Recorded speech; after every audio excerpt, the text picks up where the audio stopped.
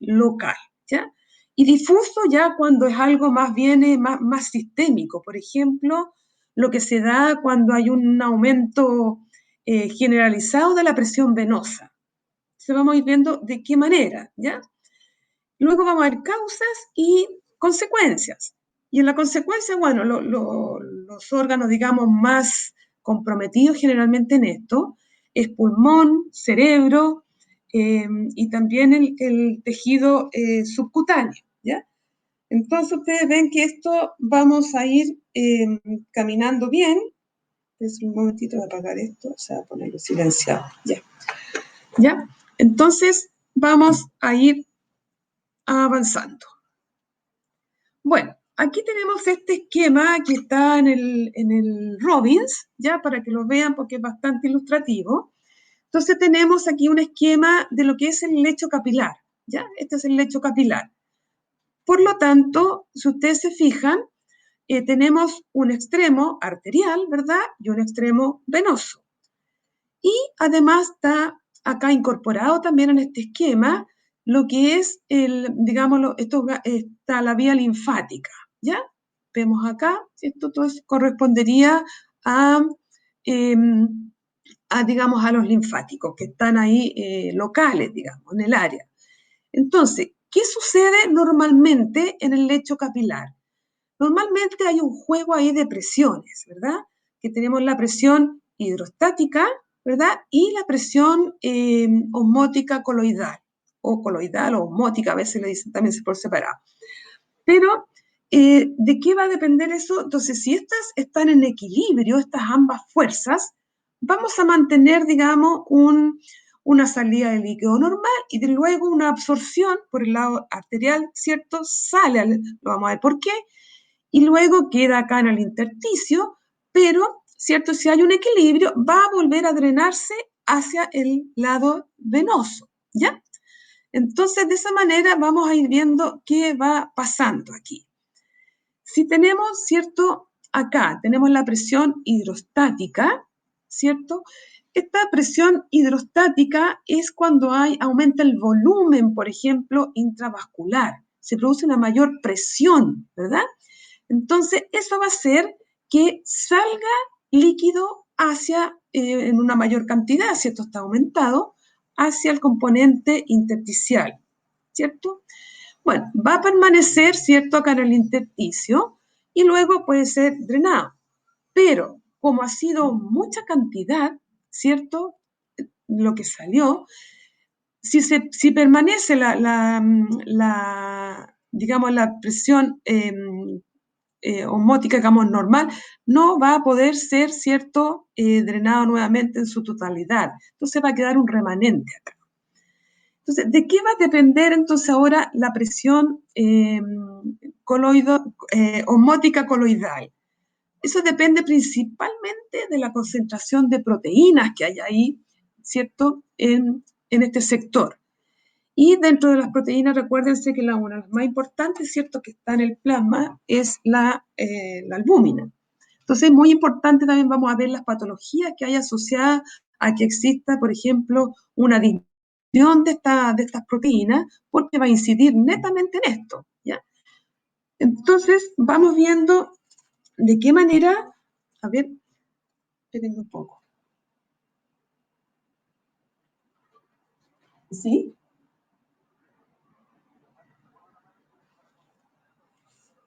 ¿Sí? ¿Ya? Ah, perfecto, perfecto.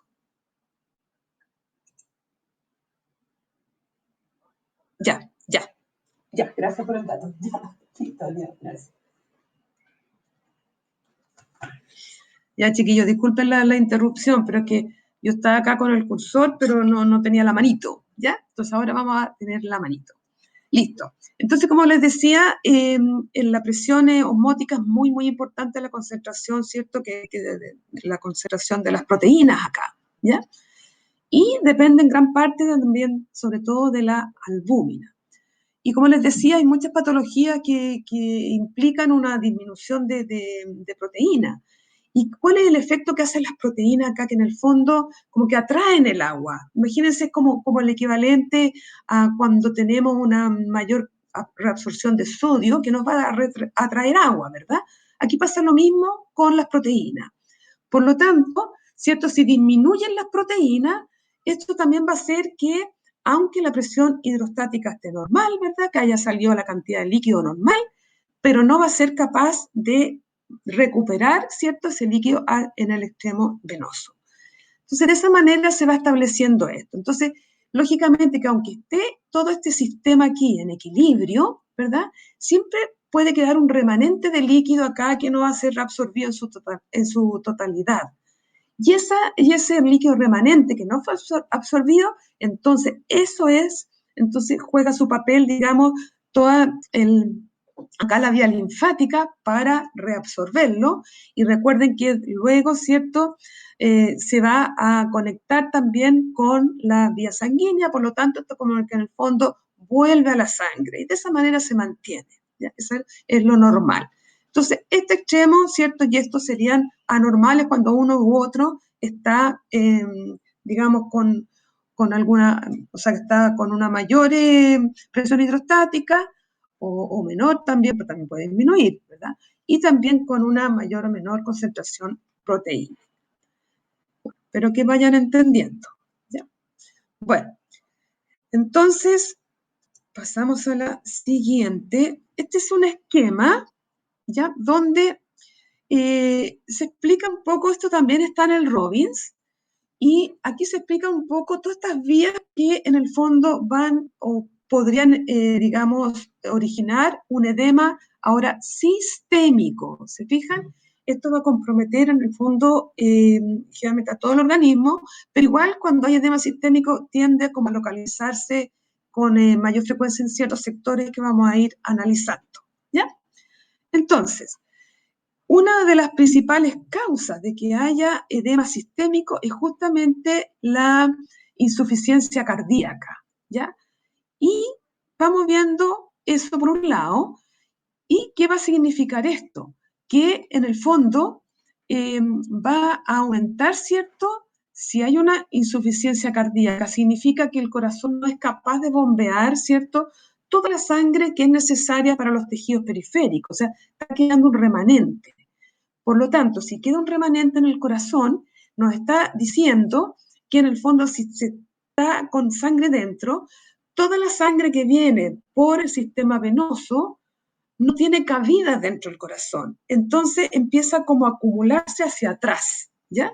Siempre que pensemos en la insuficiencia cardíaca, cuando pensamos en una congestión, tenemos que pensar todo lo que está pasando hacia atrás del corazón, ¿ya? Es decir, en el componente venoso. Por lo tanto, comienza a acumularse sangre, ¿cierto?, en el sistema venoso, porque no puede ser toda vaciada en el corazón, y eso hace que aumente la presión entonces venosa central, ¿ya? Aumento hacia atrás siempre. Eso por otro lado, ¿cierto? Si está aumentado en las venas, ¿qué es lo que viene detrás de las venas? Son los capilares. Por lo tanto, también va a aumentar, la presión se va acumulando hacia atrás, ¿se fijan? Acá va aumentando la presión en los capilares. Entonces, todo eso, si aumenta la presión en los capilares, ¿qué va a pasar? Que va, ¿cierto?, a traducirse en una salida de líquido hacia el intersticio.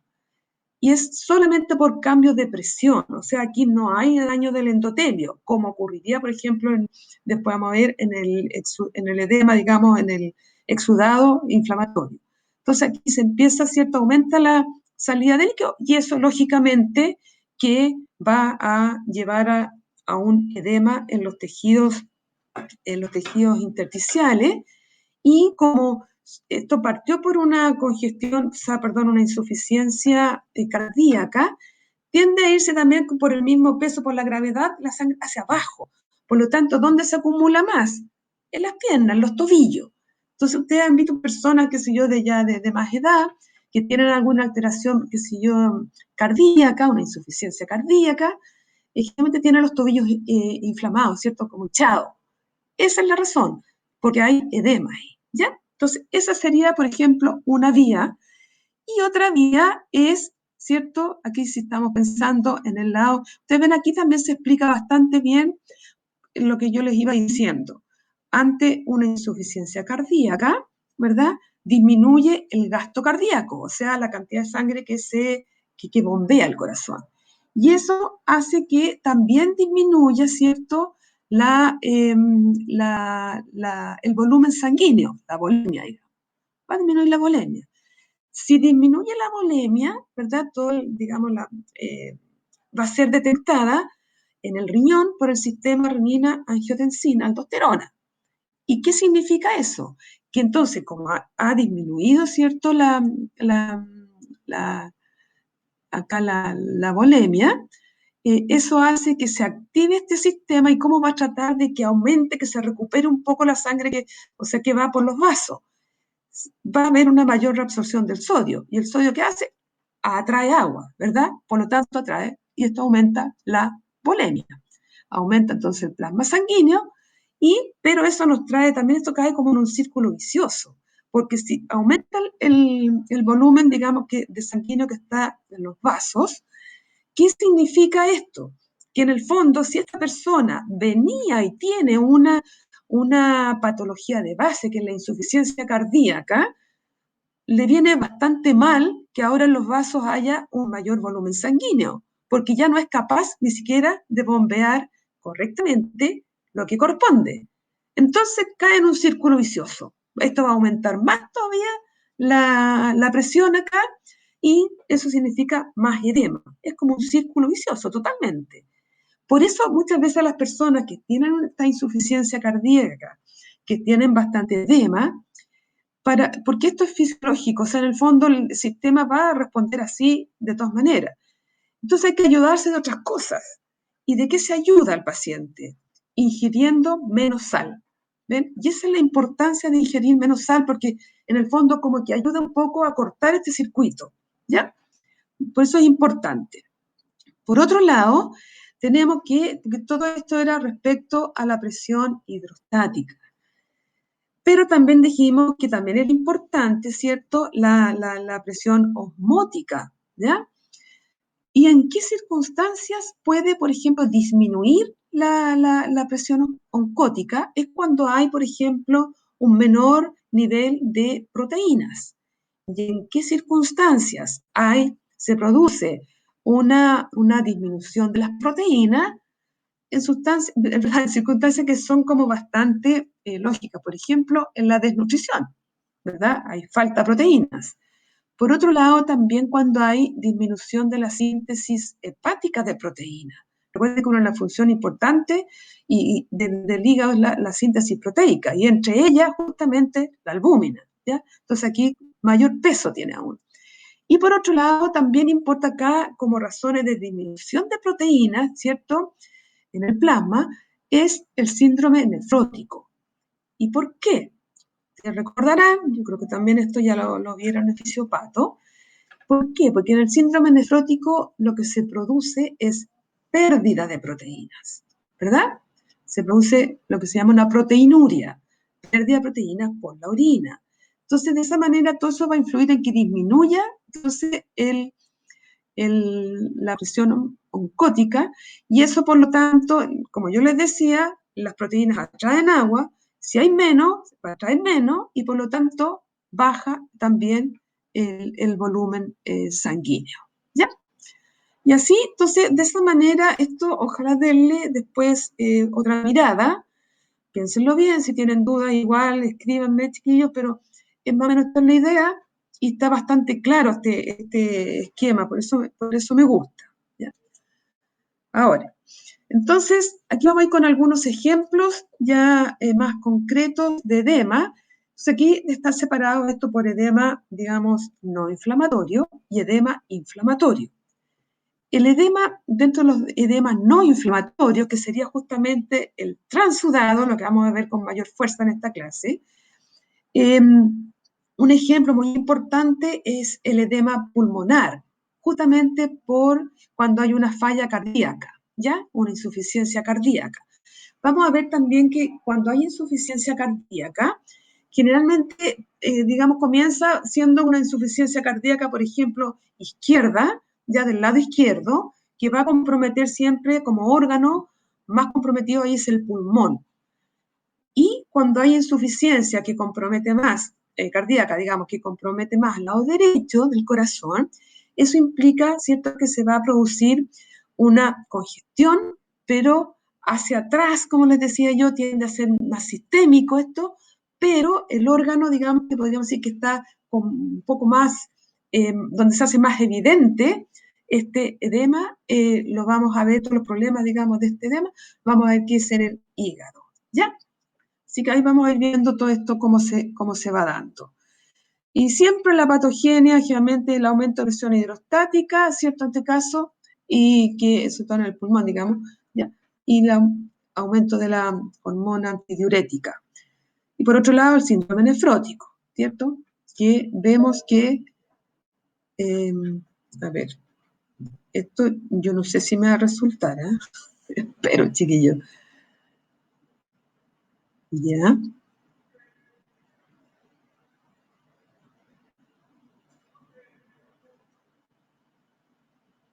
A ver. ¿Tienes alguna duda, Paulina?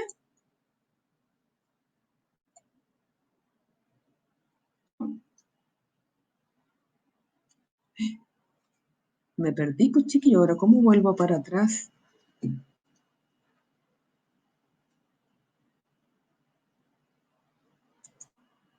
Ya. Entonces, es que no escucho. Hoy después, por último, mándenmelas, chiquillos, porque aquí no sé. ¿Ya? Bueno. Eh, bueno, y hablamos también de que existe un edema inflamatorio, ¿ya? Que este es el exudado. Y por eso yo les decía, aquí hay lesión, hay daño del endotelio de los vasos. ¿Ya? Siempre hay, en cambio, en el transudado no hay lesión de los vasos. Ahí en el transudado, ¿qué es lo que hay ahí? Es un intercambio, un desequilibrio de las presiones que decíamos. Pero acá sí, en el edema inflamatorio, en el exudado, sí hay daño directo del endotelio, ¿ya? O muchas veces también puede que no sea un daño directo físico del endotelio, pero sí de su función. Ya vamos a ir viendo. Bueno, el ejemplo más claro es cuando se producen esas quemaduras extensas, porque ahí, imagínense, todo el tejido, digamos, se pierde toda la capa superficial y muchas veces, depende de la profundidad, cuán dañado está esto. Por otro lado, también, eh, cuando hay un incremento de la permeabilidad vascular transitoria, ¿cierto? Y ahí, ¿cuándo se ve eso? Por ejemplo, en los procesos inflamatorios. También puede ser eso, ¿ya? Entonces, eso lo vamos a ver después en detalle cuando estudiemos inflamación, porque aquí tenemos que tener un poco en todos los mediadores químicos y de esa manera ahí lo vamos a ir analizando poco a poco. Ahora, este esquema vemos más o menos las diferencias, para ilustrar una diferencia entre lo que es normal, ya de los contenidos. Cada una de estas esferas corresponde a proteínas plasmáticas. Tenemos acá el endotelio del vaso, ¿cierto? Por este lado tendríamos, digamos, esquematizado más o menos lo que estaría ocurriendo con la presión hidrostática, y acá tenemos la osmótica coloidal, ¿ya? Eso es lo normal. Si ustedes se fijan en el grosor de estas dos flechas, digamos, que nos están indicando las presiones, son iguales. Igual, ¿cierto? Lo que va a salir por la presión hidrostática, y acá se vuelve a recuperar, ¿cierto? A lo mejor, como les decía yo, no en su totalidad, pero ahí va a intervenir el sistema linfático, pero se ven exactamente igual. O sea que esto sería como un proceso normal. Ahora, aquí ya es diferente. Fíjense, miren, tenemos acá la presión hidrostática, miren el grosor de esta flecha comparativamente con esta otra que es de la presión osmótica coloidal, ¿ya? Entonces, ¿qué significa eh, que haya tal aumento en la presión hidrostática? Va a significar que va a haber una cantidad mayor de salida de líquido desde estos capilares, digamos, del lado de acá, y una menor menor ingreso, ¿cierto?, a este nivel, ¿cierto? Porque aquí esto sería como lo peor que puede pasar en el fondo, porque si está muy aumentada la presión hidrostática, ¿cierto? Como ocurre muchas veces la insuficiencia cardíaca congestiva, o una cosa total, pero por otro lado también está disminuida la presión osmótica acá, porque puede haber, qué sé yo, esta persona puede tener también otros problemas por la disminución de proteínas, enfermedades hepáticas, etcétera, ¿cierto? Renales, todo lo que vimos. Entonces, fíjense que aquí sale líquido al intersticio, ¿verdad? Pero fíjense que estas son las células endoteliales, ¿verdad? Y no hay lesión de las células endoteliales, sale como entre las células endoteliales, ¿ya? Entonces, esto queda, digamos, no hay daño a este nivel del endotelio. Bueno, y claramente se ve que en este caso, ¿cierto?, las proteínas son menores porque está disminuida la presión osmótica, oncótica, ¿ya? Ese entonces sería un transudado. Y les hago hincapié en que aquí no hay, digamos, no salen las proteínas hacia el líquido de este edema, de este transudado. O sea, el transudado no contiene proteínas. Eso es una de las características principales en relación también al exudado, ¿ya? Es decir, el edema inflamatorio. Aquí yo les dije, en el edema inflamatorio hay daño, ¿cierto?, del endotelio. Por lo tanto, ya sea, digamos, físico o funcional. Fíjense que aquí tenemos, se ve muy bien que las células endoteliales están como muy separadas entre sí ahí. Eso nos está diciendo que eso no es normal y a veces hay ruptura y a veces está totalmente denudado, digamos, la íntima de las células endoteliales. Entonces, sale líquido, pero como la posibilidad de salida es mayor por este daño que hay, ¿verdad? Va a salir también acompañado de proteínas. Y ahí vamos a ir viendo después, ¿cierto?, que de acuerdo a las cantidades, digamos, en el fondo relativas, que tiene un exudado inflamatorio, por ejemplo, de líquido, las proteínas que hay ahí, qué tipo de proteínas están, la cuantía de todo, digamos, de esa manera se van a ir, se clasifican los distintos tipos de inflamación después. Por ejemplo, hay una inflamación que es la más como leve, podríamos decir, es la inflamación serosa, ¿ya? En la inflamación serosa lo que vamos a tener acá en el edema que se produce es principalmente líquido y muy pocas proteínas, ¿ya? Muy pocas proteínas y células prácticamente no hay. Y si vamos a otro tipo, digamos, de inflamación en que hay más daño, ¿verdad? ¿Qué va a pasar? Salen proteínas, incluso proteínas de mayor tamaño, porque puede pasar esta barrera, ¿verdad? Porque hay destrucción. Y entre esas proteínas de mayor tamaño que pueden atravesar, digamos, y quedar en el intersticio formando parte de este edema, son digamos, el fibrinógeno. Y resulta que el fibrinógeno, cuando escapa de los vasos sanguíneos, hacia afuera está en el intersticio precipita como fibrina, ¿ya? Y cuando entonces uno ve que en un exudado inflamatorio uno reconoce fibrina, quiere decir que el daño es bastante mayor, ¿ya? Es un daño grave, podríamos decir, de los vasos sanguíneos. Y es una inflamación también más grave porque dio pie a que se produjera esta salida, ¿cierto?, de proteínas. Y eso no es todo, porque aquí también pueden salir no solo las proteínas, sino que también células, ¿ya? Recuerden que el exudado inflamatorio, en el fondo, claro, tiene líquido, tiene proteínas, ¿ya? Y pudiendo no tener digamos, el fibrinógeno que sale, que queda como fibrina acá, pero además salen células también hacia afuera, ¿ya?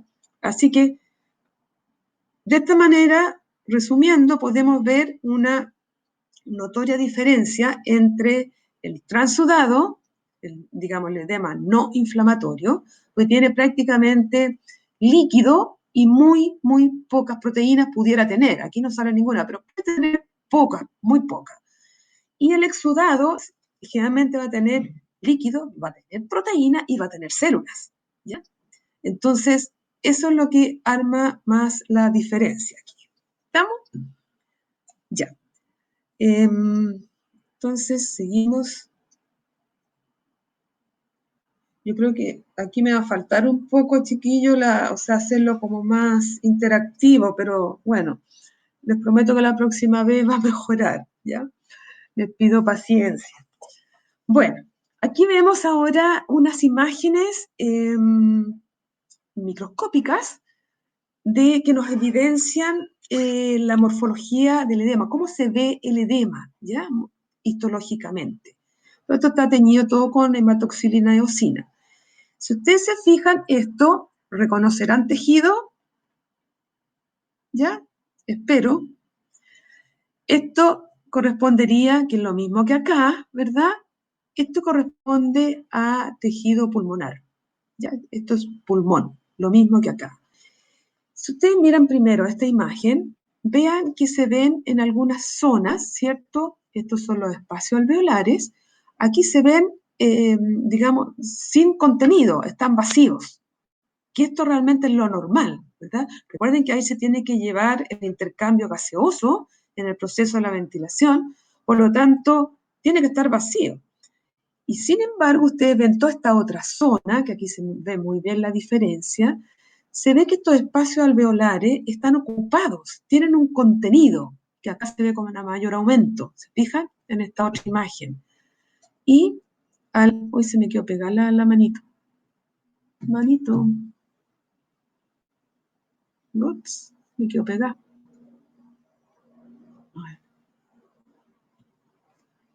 Lo voy a sacar.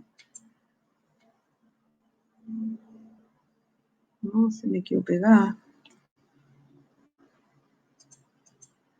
Uf, no sé qué hice. Ay, disculpen un poco, chiquillos. No sé qué hice. Algo está cargando, que no sé qué es. Uf. No, chao. Ya, ya. Uy, se me cerró.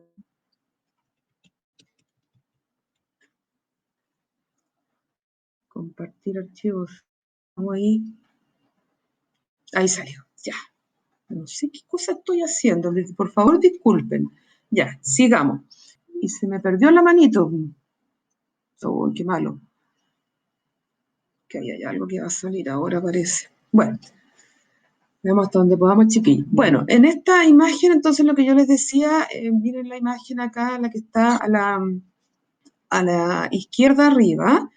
Lo que ustedes ven en este contenido, se ve, digamos, estos espacios con un contenido como levemente acidófilo, un poco granular.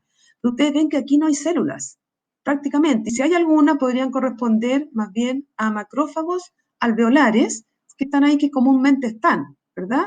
Entonces ustedes que están llenos los espacios. Y otro dato, si ustedes se fijan acá en los tabiques de estos alvéolos, se ven muy engrosados. ¿Y por qué están aumentados de tamaño? De grosor, digamos. Porque ahí están los capilares, ¿verdad? De los tabiques. Y eh,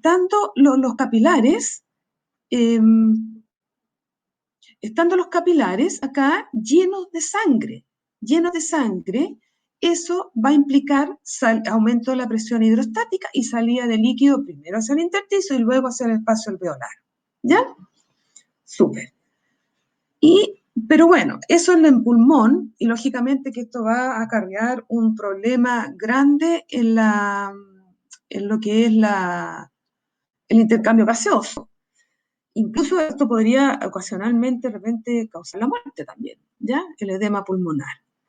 Bueno, ya, y en la figura de abajo, ustedes ven que hay otro tejido, ¿ya? Esto corresponde a una colecistitis crónica, es decir, una inflamación crónica de la vesícula, ¿ya? Y aquí, bueno, visualizar lo que corresponde a edema es un poco más complejo. Si ustedes se fijan, si ustedes se fijan acá, a ver, lo primero que sale más fácil observar es que estas zonas aquí, o sea, si ustedes se fijan al centro que hay como unas zonas más rojizas, ¿ya? Esos son vasos sanguíneos que están llenos de glóbulos rojos. Es decir, aquí hay hiperemia en el fondo, ¿ya? O sea, están los vasos llenos de glóbulos rojos y lo que corresponde aquí a edema, fíjense, todos esos espacios en blanco que se están viendo ahí alrededor más o menos de estos vasos, eso corresponde a edema. O sea, es mucho más difícil en el fondo visualizarlo a este nivel, ¿ya? Pero es más o menos esa la idea. Después, vamos a ver. Entonces yo no sé si de edema en general es eso, podemos complementar bien cuando veamos la parte de inflamación también. Y las cosas sí las vamos a ir viendo de a poco, ¿ya? Bueno, espero que esto esté funcionando bien, chiquillos, porque tengo algo extraño ahí. Bueno, entonces pasamos a otra lesión, que es la hiperemia y la congestión, ¿ya? En general, el término hiperemia se refiere al aumento del contenido de sangre intravascular de un órgano o un tejido, o sea, al aumento del contenido de sangre que está dentro de los vasos, ¿ya? ¿Por qué? Porque si uno dijera el aumento de contenido de sangre en un órgano, podría también ser una hemorragia, ¿verdad? Pero eso ya no es hiperemia, porque ya salió de los vasos sanguíneos. Entonces, para que sea hiperemia o congestión, tiene que estar dentro de los vasos sanguíneos.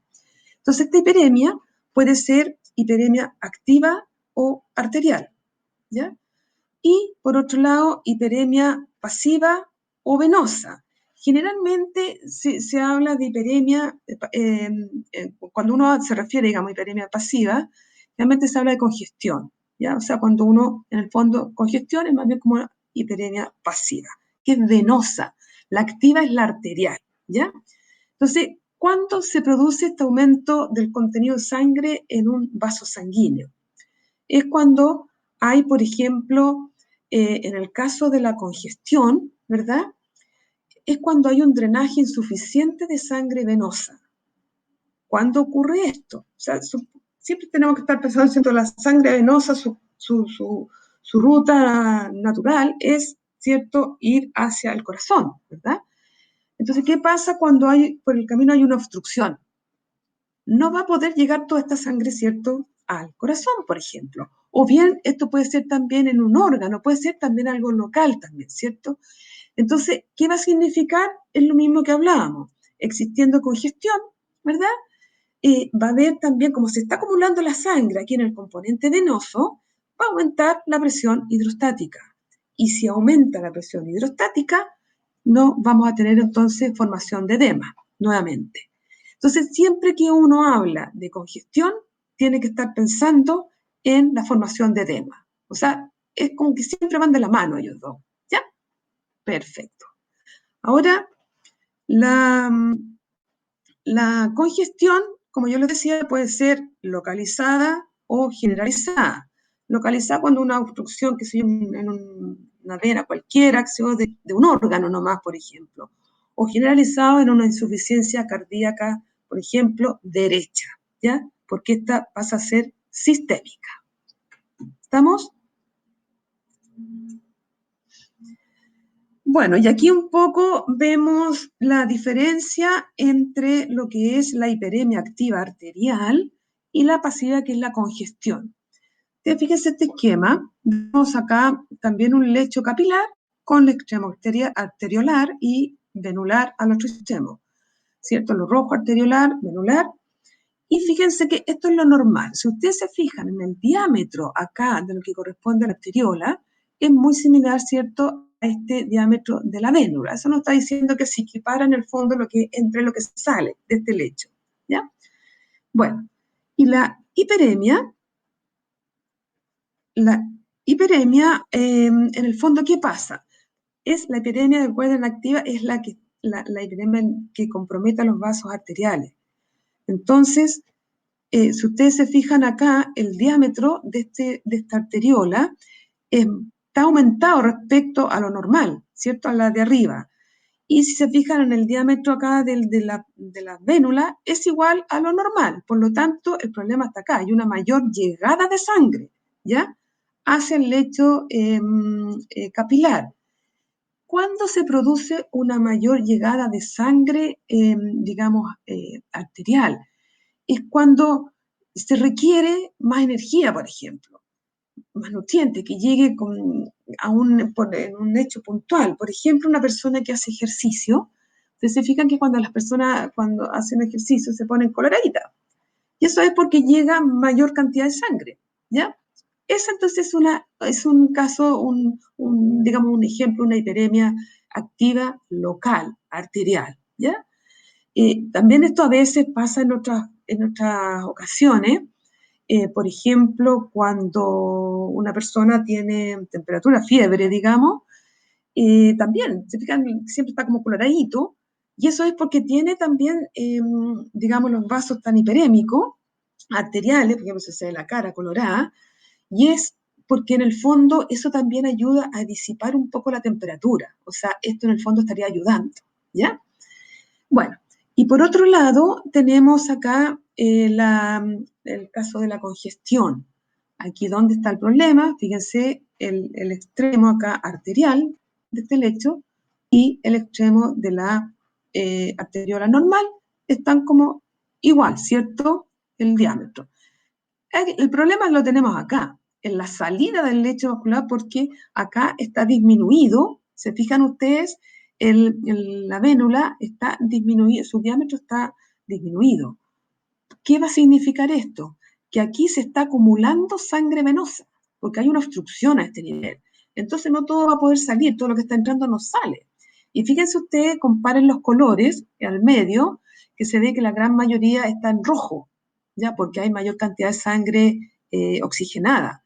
En cambio acá no, acá lo que predomina es un color azuloso.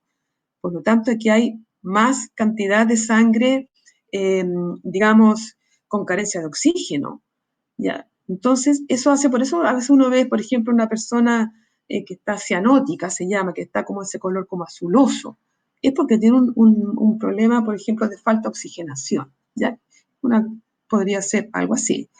Entonces, puede ser también esto dado por una obstrucción local o, como lo hablábamos, de una insuficiencia cardíaca congestiva. ¿Ya? Espero que les vaya quedando más o menos claro. Bueno, aquí es solamente para ilustrarles en la insuficiencia cardíaca, que era esta incapacidad de bombear en el fondo la sangre en cantidad suficiente del corazón, ¿verdad? Tenemos una insuficiencia cardíaca izquierda y otra derecha. La izquierda, ¿cierto? En el fondo es la que produce la congestión pulmonar. Y esta congestión pulmonar puede ser aguda como puede ser crónica, ¿ya? Por una parte. Y esto, digamos, cuando compromete el lado derecho, ¿cierto? Esta insuficiencia cardíaca compromete el lado derecho, tenemos una congestión sistémica, ¿ya? Generalizada. Y como hablábamos al comienzo, digamos, el órgano que puede estar más afectado es el hígado. Y esto, bueno, esta misma puede ser aguda y crónica, ¿ya? En el caso de la insuficiencia cardíaca, digamos, del lado izquierdo, a ver déjenme ver si está, no, vamos a ver, volver, ahí. En el lado izquierdo, ¿cierto? Se empieza a acumular sangre a nivel, primero, de las venas pulmonares, ¿ya? Y eso hace que en el fondo se acumule hacia atrás, y luego va a comprometer también a los capilares, porque toda esa sangre que está saliendo del pulmón no puede, ¿cierto?, ser vaciada, así entre comillas, en el corazón, porque está ocupado, tiene un remanente de sangre porque es incapaz, ¿cierto?, de expulsar toda la sangre que contiene. Entonces lo que está llegando tampoco va a poder hacerlo. Y así se va hacia atrás, hasta que llega a los capilares. Todo eso va aumentando entonces la presión hidrostática. Y eso es lo que pasaba en esa imagen que vimos de la morfología, como yo le dije, del edema, del pulmón. Toda esa salida de líquido que está ahí es justamente por esta causa, ¿ya? Porque aumentó la presión hidrostática y eso hace que haya una salida de líquido. Que eso en un comienzo va a ser, ¿cierto?, digamos, ultrasudado por este aumento de la presión hidrostática, Pero recuerden esa imagen, ¿cierto? Que vimos que los capilares de la pared, ¿cierto? Del alveolar, también están todos aumentados de diámetro porque están llenos de glóbulos rojos. Y eso es muy fácil que se rompa, que sufran ruptura por la misma presión de estar, ¿cierto? Pues son vasos muy delgaditos. Entonces, cuando sufren este cambio, es en ese minuto cuando se rompe el vaso, se produce una extravasación de glóbulos rojos, es decir, salen glóbulos rojos hacia el intersticio de los tabiques, y luego, como esto va a seguir, finalmente llegan incluso al espacio alveolar, ¿ya? Entonces, lo que yo decía, habiendo macrófagos, perdón, habiendo glóbulos rojos, tienen una edad, cierto, limitada, se empiezan a degradar y es ahí entonces donde van a ser, digamos, fagocitados por los macrófagos, ¿ya? Entonces, estas son las células, las que decíamos que se llaman las células de insuficiencia cardíaca. Es decir, se le llama célula de insuficiencia cardíaca a los macrófagos. O sea, hay que tener ojo ahí porque uno piensa en insuficiencia cardíaca, células deben ser cardíacas. No, estos son los macrófagos que están llenos de hemosiderina, ¿ya? Que es un pigmento. Si ustedes vieron lo de pigmento, ahí está, porque esto digamos, se obtiene por degradación de la hemoglobina. Eso se puede teñir, hay colorantes especiales, y lo vamos a ver, ¿cierto? Ya. Y por el lado derecho, que es el lado, podríamos decir, venoso, ¿verdad? Sistémico. eh, Ahí entonces, cuando se produce esta insuficiencia cardíaca derecha, se produce una congestión que es toda hacia abajo, ¿ya? Por todo el lado venoso. Por lo tanto, eso hace que, digamos, se evidencie en forma muy clara, sobre todo a nivel del hígado, ¿ya? Que uno de los órganos más afectados. Entonces, podríamos decir, ¿cuál es el órgano más afectado en una insuficiencia cardíaca izquierda? ¿Cuál sería? Pulmón, ¿verdad? Y en cambio, la insuficiencia cardíaca derecha, ¿cuál sería? El órgano más afectado, teniendo en cuenta siempre que este es un evento sistémico, o sea, está todo hacia abajo afectado, pero uno de los más afectados es el hígado, ¿ya? Igual puede ser aguda o crónica. Así que esto en el fondo, estas células de la insuficiencia cardíaca que yo les comentaba, estas son más bien propias de la insuficiencia pulmonar crónica, ¿ya? Y también eso se puede visualizar bien.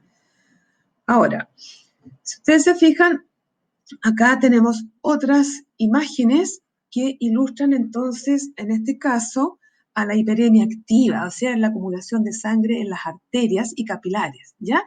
Y aquí uno ve las arterias que están llenas de glóbulos rojos. Fíjense sobre todo la que está arriba a la derecha, ¿cierto? Que hay dos grandes arterias, están llenas de glóbulos rojos.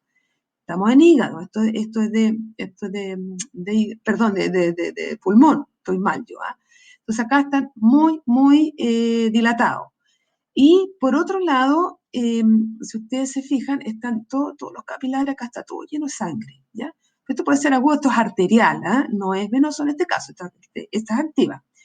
Y si lo llevamos a la piel, la activa, que es donde, recuerden que aquí esto se ve muy bien, como yo les decía, en el caso que una persona haga ejercicio, se pone coloradita. Quiere decir que todos los vasitos sanguíneos que están acá en la dermis están llenos de glóbulos rojos. Y eso da el colorío, digamos, ¿ya? Porque las arterias están llenas de sangre, las arteriolas y todo, ¿ya? Bien. Bueno, entonces vamos a escribir un poquito más la congestión pasiva crónica.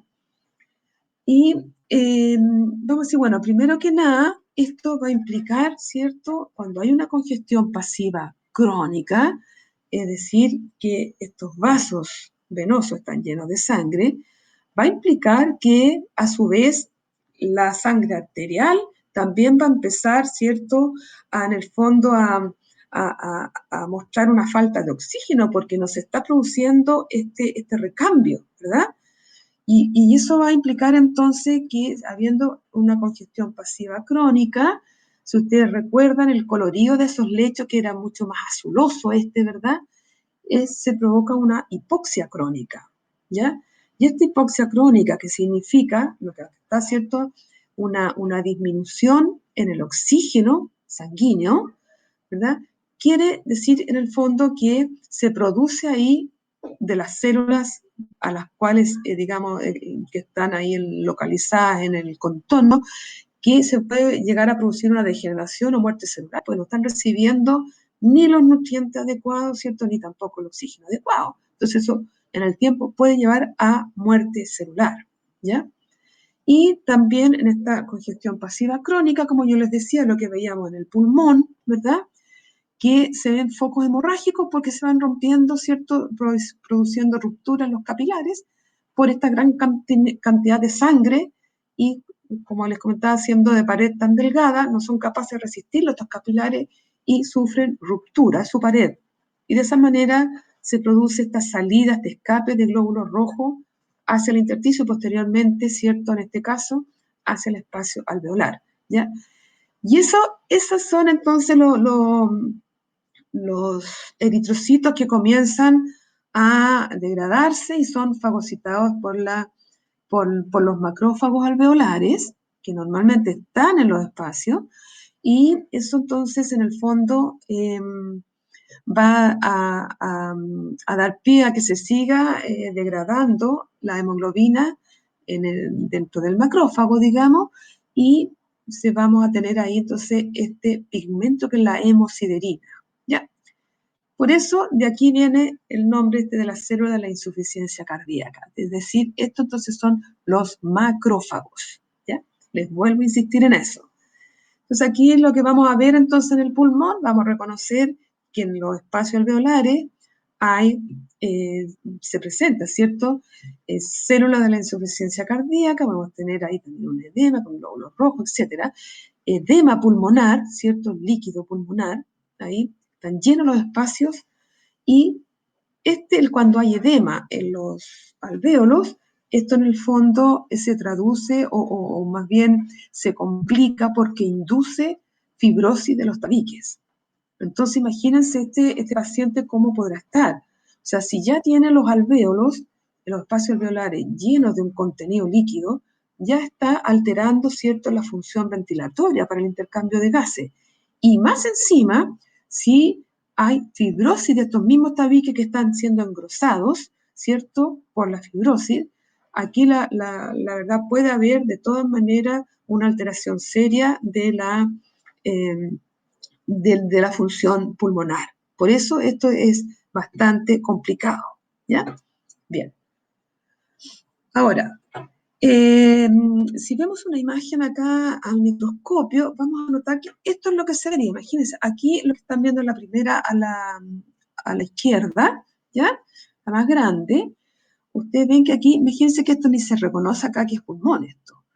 Ustedes ven que esto, imagínense, muy, muy engrosados los tabiques, muy, muy engrosados, ¿ya?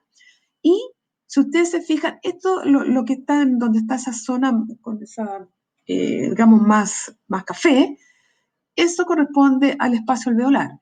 Y ustedes ven claramente que ahí se ve que estas células, ¿cierto? Estas que tienen un contenido café en su citoplasma, tienen un núcleo. Y acá tiene ese contenido café. Eso es la hemosiderina.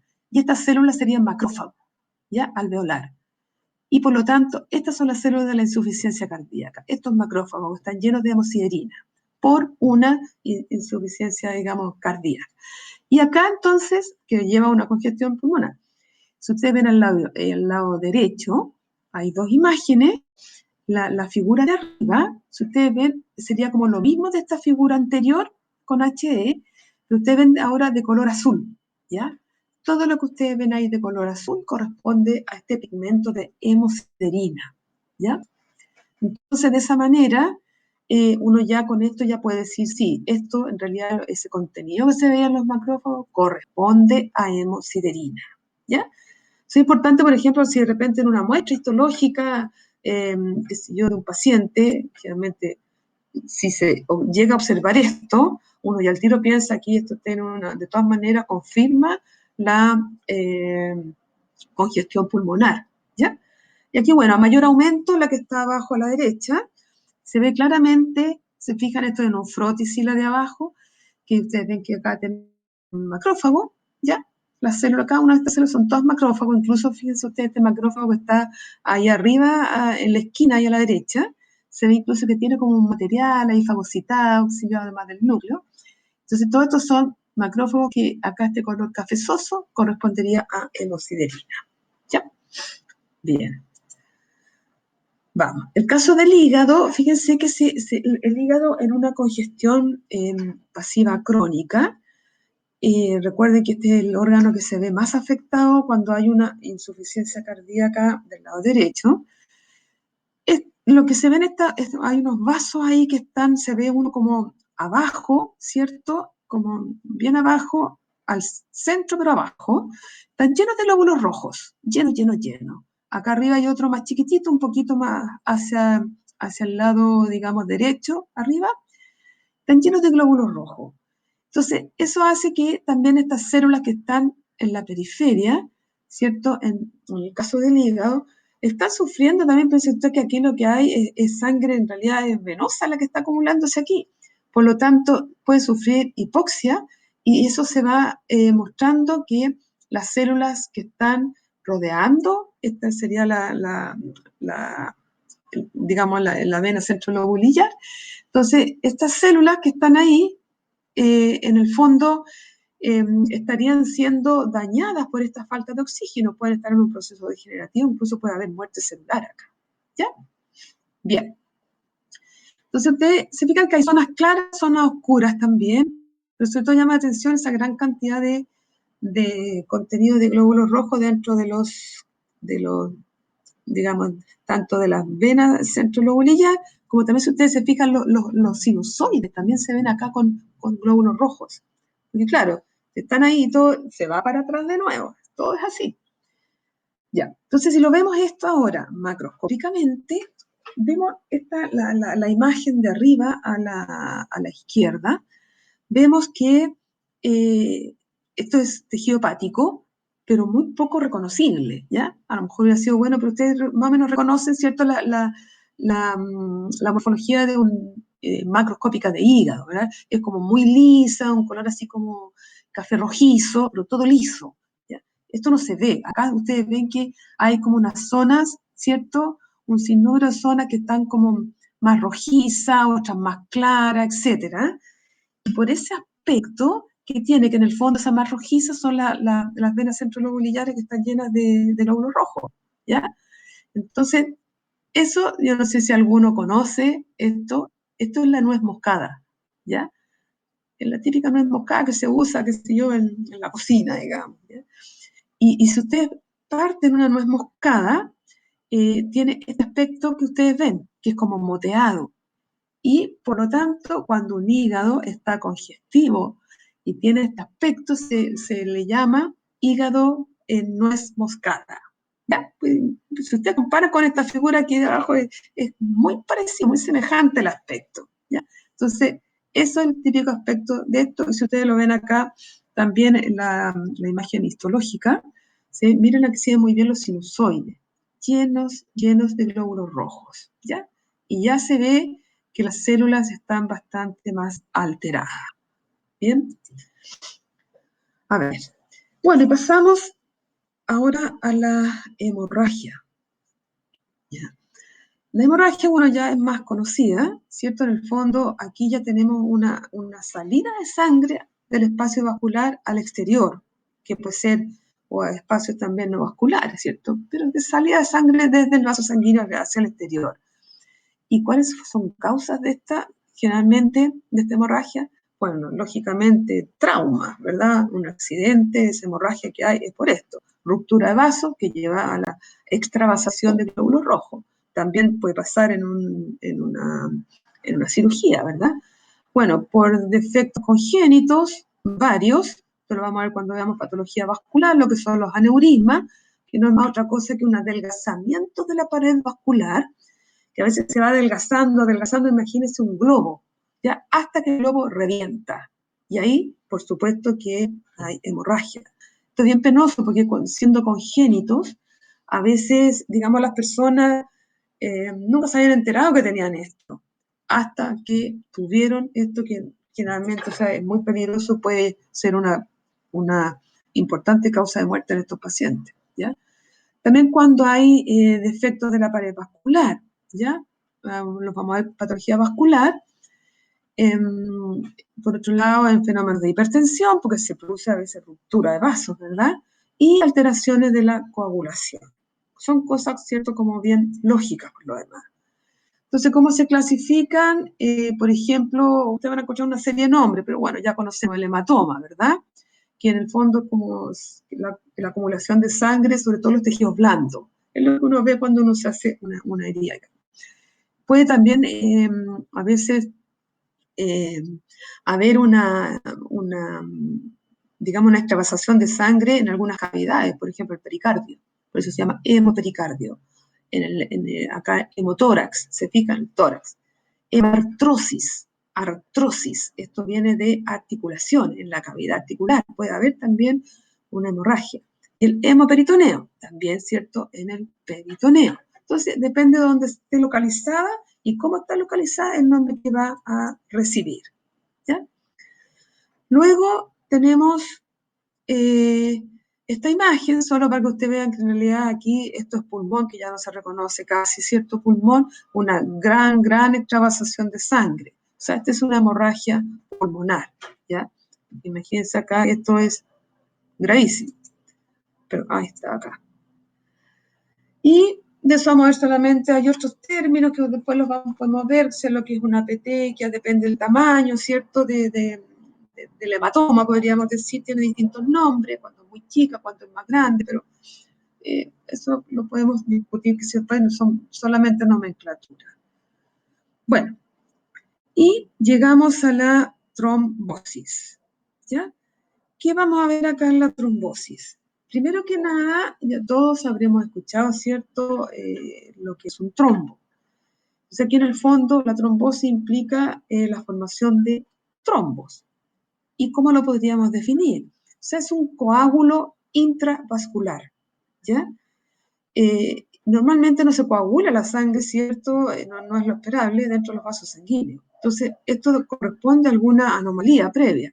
Entonces, esta coagulación de sangre intravascular, ¿cierto?, que se produce en los vasos, también hay que distinguirla, que no es lo mismo que un coágulo. Cuando uno habla de un trombo, hay que diferenciarlo de un coágulo.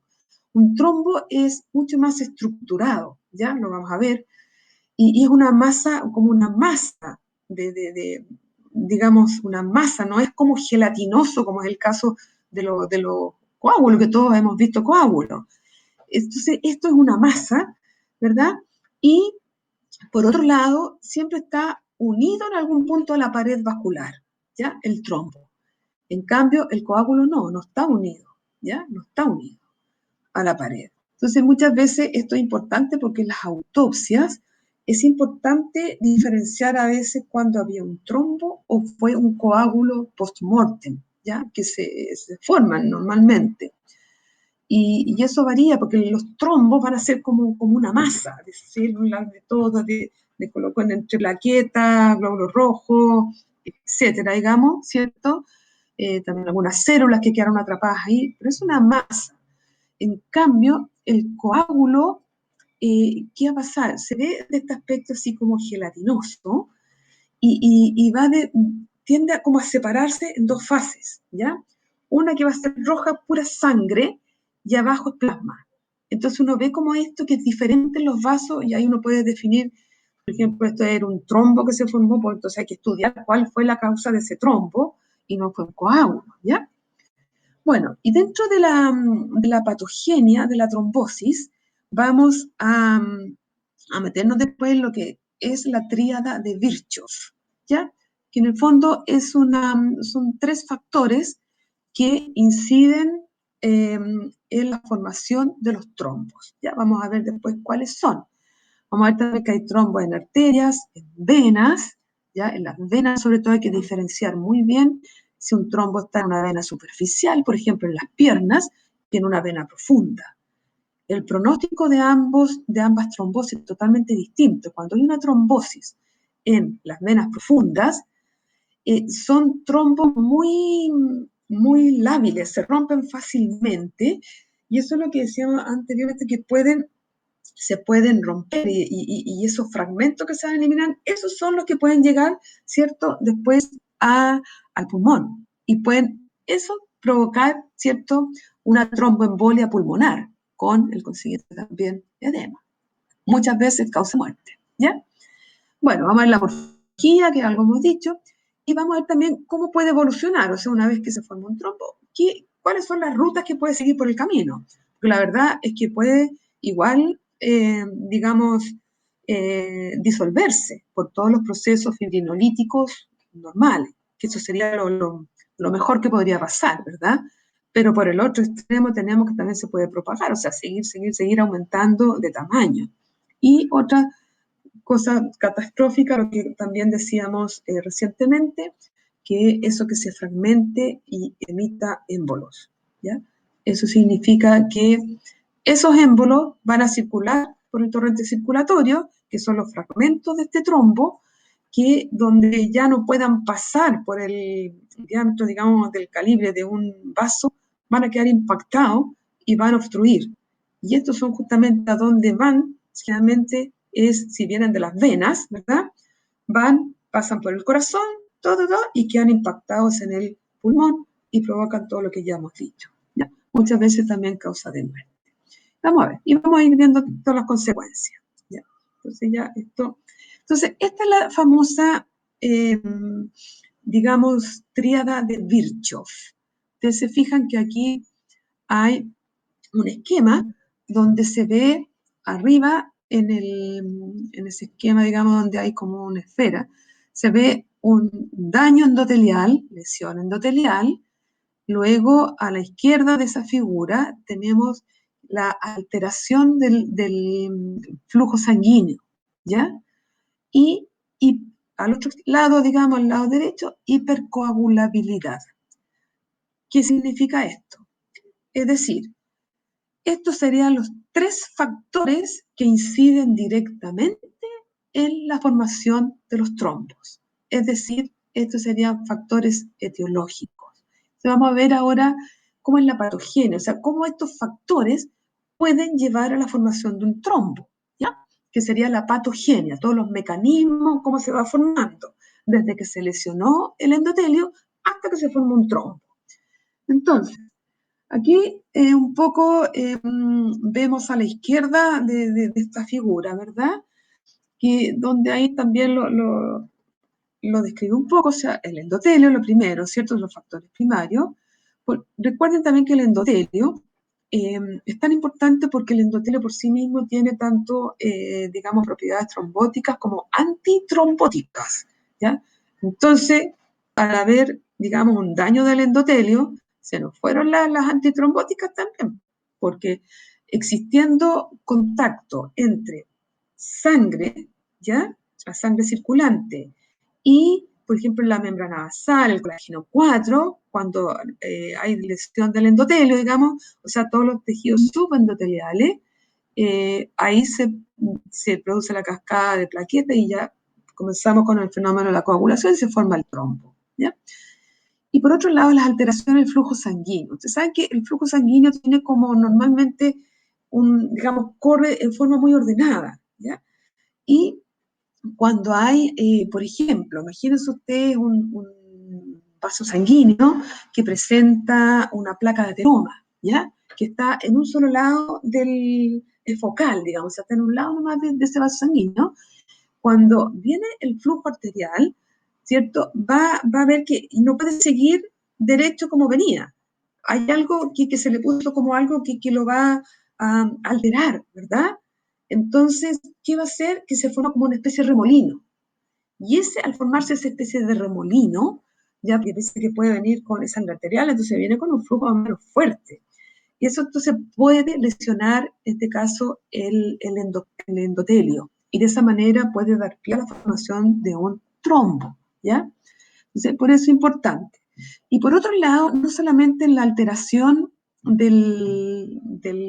digamos, del flujo, que tiene que ver con esto, solamente cuando está, digamos, digamos, cuando hay estas alteraciones, sino que también cuando hay un enlentecimiento del flujo sanguíneo, Cuando va así reposadamente, en forma lenta, lenta, porque a lo mejor hay otro problema más adelante, vamos a ir viendo. Entonces, ese enlentecimiento significa que pueden, digamos, activarse las plaquetas y comienza, digamos, nuevamente, digamos, la formación de trombos, ¿ya? Entonces son varias cosas que están acá incidiendo. Y por supuesto, cualquier alteración en la coagulabilidad sanguínea da pie, que obviamente son cosas también genéticas a veces, ¿ya? Da pie a la hipercoagulabilidad sanguínea, que eso es elemental, ¿cierto? Ya se activan de inmediato las plaquetas y comienza toda la cascada de la coagulación. Entonces, realmente, vamos a ver que esos son los factores principales. Realmente uno puede llevar a otro también, ¿ya? Bueno, ay, parece que me pasé una. Sí. Entonces, ¿cuáles son los pacientes que tienen alto riesgo? Bueno, primero que nada, esto se ve en pacientes que se someten a una cirugía, estos son los riesgos de una cirugía, ¿ya? Porque al haber, por ejemplo, ruptura de vaso, imagínense, para hacer solamente la incisión ya está rompiendo cuántos vasos el cirujano, ¿verdad? Entonces, eso también hay que siempre considerarlo. Las quemaduras, ¿ya? Claro, que ahí imagínense quedan denudados a veces los vasos sanguíneos. En la inmovilización prolongada, cuando, por ejemplo, cuando una persona lleva enferma mucho tiempo y ha estado en cama mucho tiempo, sin moverse, sin hacer ejercicio, eso promueve la estasis, lo que decíamos, el enlentecimiento, ¿verdad? Del flujo y por lo tanto puede provocar estos trombos. Y esto generalmente también se produce esta inmovilización prolongada. Por ejemplo, las personas que viajan, que hacen viajes largos en avión, ¿ya? Y no se mueven. Por eso siempre una de las cosas que se recomienda en todos estos vuelos, digamos, de varias horas, más aún cuando son a veces vuelos de noche, cada cierto rato mover las piernas, ¿ya? Porque si no empieza a acumularse sangre abajo, porque además me sin moverse no están funcionando las válvulas tampoco, de las venas, de las piernas. Entonces empieza a acumularse sangre. Y eso hace que de ahí, ¿cierto? Como se enlentece el flujo y se empieza a acumular sangre abajo, ¿cierto? En los pies que se hinchan y todo eso es efecto de lo mismo. Todo el mundo cuando viaja mucho llega con los pies hinchados y no usa estas medias elásticas, ¿verdad? Entonces, eso hace que se produzca la formación de trombos. Y volvemos a lo mismo, esto generalmente se da en las venas profundas de las extremidades inferiores. Y eso, si ustedes recuerdan, esas imágenes que vimos de la congestión pulmonar, del edema pulmonar, el problema que, cierto, yo les dije, estos trombos en las venas profundas son muy lábiles, ya se rompen fácilmente, se fragmenta, y cada uno de los fragmentos que puede dar este trombo, que al mismo tiempo está creciendo, puede empezar a circular. Y si viene de una vena, lo mismo, entra al corazón y se impacta después en los pulmones. Y eso provoca también un edema pulmonar, una tromboembolia, que se llama trombo porque venía de un trombo, émbolo sería un émbolo que venía de un trombo, ¿ya? Por eso se llama tromboembolia. Eso realmente puede llegar a causar la muerte. Por eso, ojo con los viajes siempre, o en vuelo que sea, chiquillos, siempre hay que moverse. Bueno, otra posibilidad también es otro factor, digamos, de riesgo, son los pacientes que han sufrido un infarto al miocardio. ¿Por qué? Recuerden que todas las cámaras digamos, de corazón igual están revestidas por endotelio. Por lo tanto, ahí también puede haber formación, ¿cierto? Hay zonas que están lesionadas, que están dañadas, y eso también puede alterar también al mismo tiempo el flujo y puede llevar a la formación de trombos, lo cual es bien peligroso, porque si tenemos una cámara, ¿cierto? Un trombo que se pudiera también de alguna manera fragmentar, se va a ir por la circulación a donde sea, ¿verdad? Y va hasta que quede impactado por ahí y puede provocar unos infartos locales o mayores, depende, ¿verdad? Bueno, neoplasias también, porque hay una serie de neoplasias que por factores que se van liberando promueve la formación de trombos, ya lo vamos a ver en neoplasia. Y bueno, válvulas cardíacas protésicas también, etcétera, ¿ya? Ahora, otros pacientes que también tienen cierto riesgo ahora para, digamos, sufrir la trombosis, son las personas, los fumadores crónicos, ¿ya? En el embarazo también, el posparto, puede haber un riesgo mayor también un poco, los anticonceptivos orales, la hiperlipidemia también puede llevar un poco a esto, también puede ser que se formen a lo mejor algunos digamos, ateromas que pudieran eventualmente alterar el flujo. La anemia falciforme, pues también es un lentecimiento, les cuesta a los eritrocitos avanzar porque tienen otra forma, digamos, ¿cierto? Bueno, la fibrilación auricular, cuando hay ya un problema del ritmo cardíaco, ¿cierto? Que eso es absolutamente, va a provocar una alteración dentro del flujo dentro del corazón, porque piensen ustedes que ahí en la aurícula se está moviendo para todos lados, o sea, hay una arritmia total, y en el fondo toda esta arritmia no avanza, porque si eso, al no hacer algo sincrónico, digamos, eso hace que avance digamos, la sangre hacia abajo todo. Pero si no, es una cosa que tirita y es una cosa que no avanza. ¿Ya? Entonces, favorece la formación de los trombos. Peligroso. ¿Ya? Y aquí vemos trombos. ¿Ya? Vemos, eh, fíjense, acá en el de arriba, el vaso de arriba, nunca más pude recuperar, chiquillo, la manito. No sé qué pasó. Bueno, pero yo les voy explicando dónde están bueno, en la imagen de arriba ustedes ven que se ve una estructura que está rodeada de una pared, ¿verdad? Eso es un vaso sanguíneo grande y fíjense ustedes que el lumen no tiene, pero se ve como un tejido un poquito más claro quizás lo que está adentro. Y por los bordes se alcanza a ver algo del espacio vascular ahí, por los bordes entre la pared del vaso y el trombo, digamos. Ustedes se fijan que se nota que hay como una masa estructurada, ¿ya? Y que en ciertos puntos, por ejemplo, en esa misma imagen, en el extremo inferior izquierdo, fíjense que se nota que está ese trombo unido a la pared, ¿ya? Está unido a la pared. Entonces, eso es importante que lo noten. Aquí en la imagen que está la inferior izquierda, fíjense que ahí ya cuesta decir lo que es pared del vaso y lo que es trombo, ¿ya? Totalmente ocluido el lumen. Entonces, imagínense el problema que hay acá, ¿ya? Y por otro lado, aquí en la que está abajo a la derecha, porque acá sí decíamos que en la de la izquierda, acá abajo, no se ve el límite, ¿cierto?, entre lo que es el trombo y la pared, digamos, arterial. La que está acá a la derecha abajo, fíjense que tiene otro colorido. Eso es porque acá se usó otro método de estudio histológico, digamos, un método llamado Verhoff, ¿ya? Y eso, ¿para qué se utiliza? En el fondo porque destaca las fibras elásticas, ¿ya? Por lo tanto, tenemos que recordar que dentro de la pared de una arteria está la lámina elástica interna, y eso es lo que se está tiñendo acá. Entonces eso nos obliga, o sea, nos ayuda a decir, hasta acá es trombo y para allá es pared, ¿ya? Entonces por eso es bueno usar a veces estas tinciones. De más decirle que estos vasos están absolutamente ocluidos, ¿ya? Y si pasamos a otra visión, fíjense, a veces hay unos trombos, sobre todo cuando están trombos, digamos, en arterias mayores, que se ve como una cierta estratificación, como ustedes ven ahí a la izquierda, de unas capas así como estriadas, que se ven como de repente unas más rojizas, otras más blanquecinas, etcétera.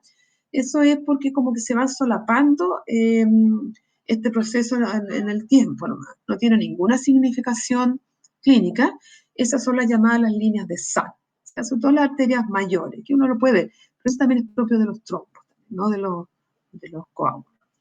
Bueno, y este mismo trombo vamos a ver después que, dependiendo, digamos, la evolución que tenga, a veces se empiezan a ver como, si ustedes se fijan en la imagen de la derecha, arriba, ya el vaso que está arriba, eh, este que no sabemos si es de la misma arteria que fue cortada, digamos, en dos momentos, por decirle, no sabemos, pero bueno, no importa, pero lo que se ve ahí arriba dice que tiene como una serie de orificios blancos, ¿ya?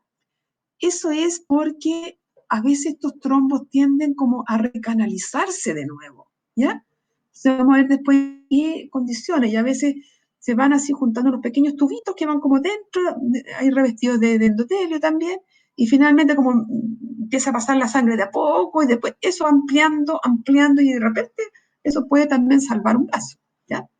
Se puede dar. Ay, ya. Entonces aquí vemos el caso de macroscópico, digamos, visto macroscópicamente, ay, perdón, ahí. Macroscópicamente vemos aquí estamos en el lumen de la vena femoral, arriba, ¿ya? Y la mitad de la imagen corresponde ya a lo que es pulmón. Entonces vemos que los trombos venosos, fíjense, localizan vena femoral, extremidad inferior, ¿verdad?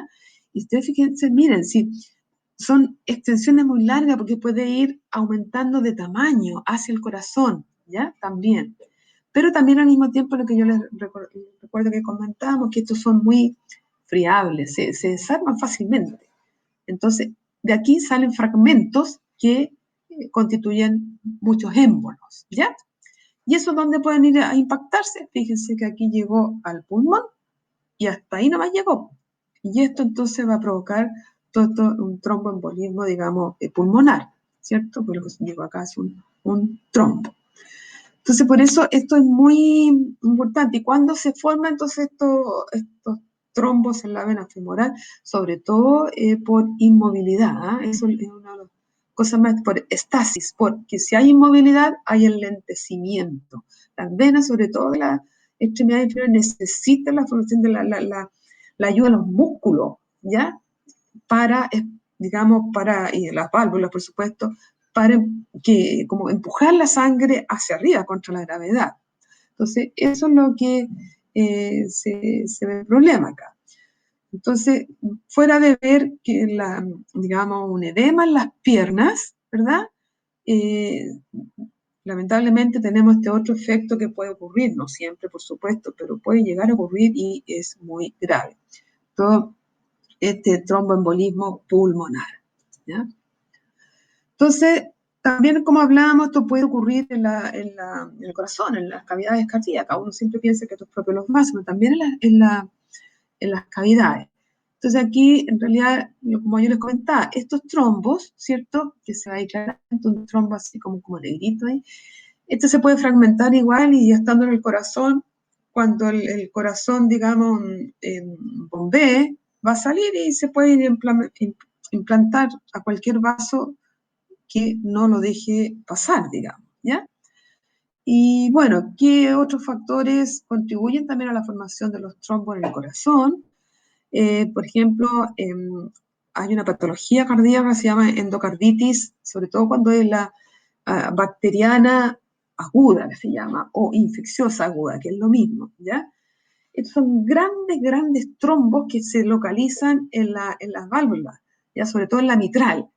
Entonces quedan ahí como unas grandes, parecen repollos que están arriba de las válvulas, ¿ya? Y entonces por ese aspecto que tiene como repollo, qué sé yo, se les llama vegetaciones. O sea, si a uno le preguntan qué es una vegetación valvular, uno dice, es un trombo que se formó en una válvula. Eso es todo. El problema está acá que fuera de eso, si existiendo un trombo, imagínense las válvulas, y esto en la endocarditis aguda, como es muy lábil, ¿verdad? Igual estos trombos son muy friables, porque además están llenos de colonias bacterianas y todo, se rompen fácilmente. Imagínense una válvula, o sea que la posibilidad que provoque la formación de émbolos que circulen es enorme. Y con el agravante que dentro de cada uno de esos fragmentos que se desprendió de este trombo que está en la válvula, que entró en la circulación, ¿verdad? En cada uno de esos fragmentos hay colonias bacterianas.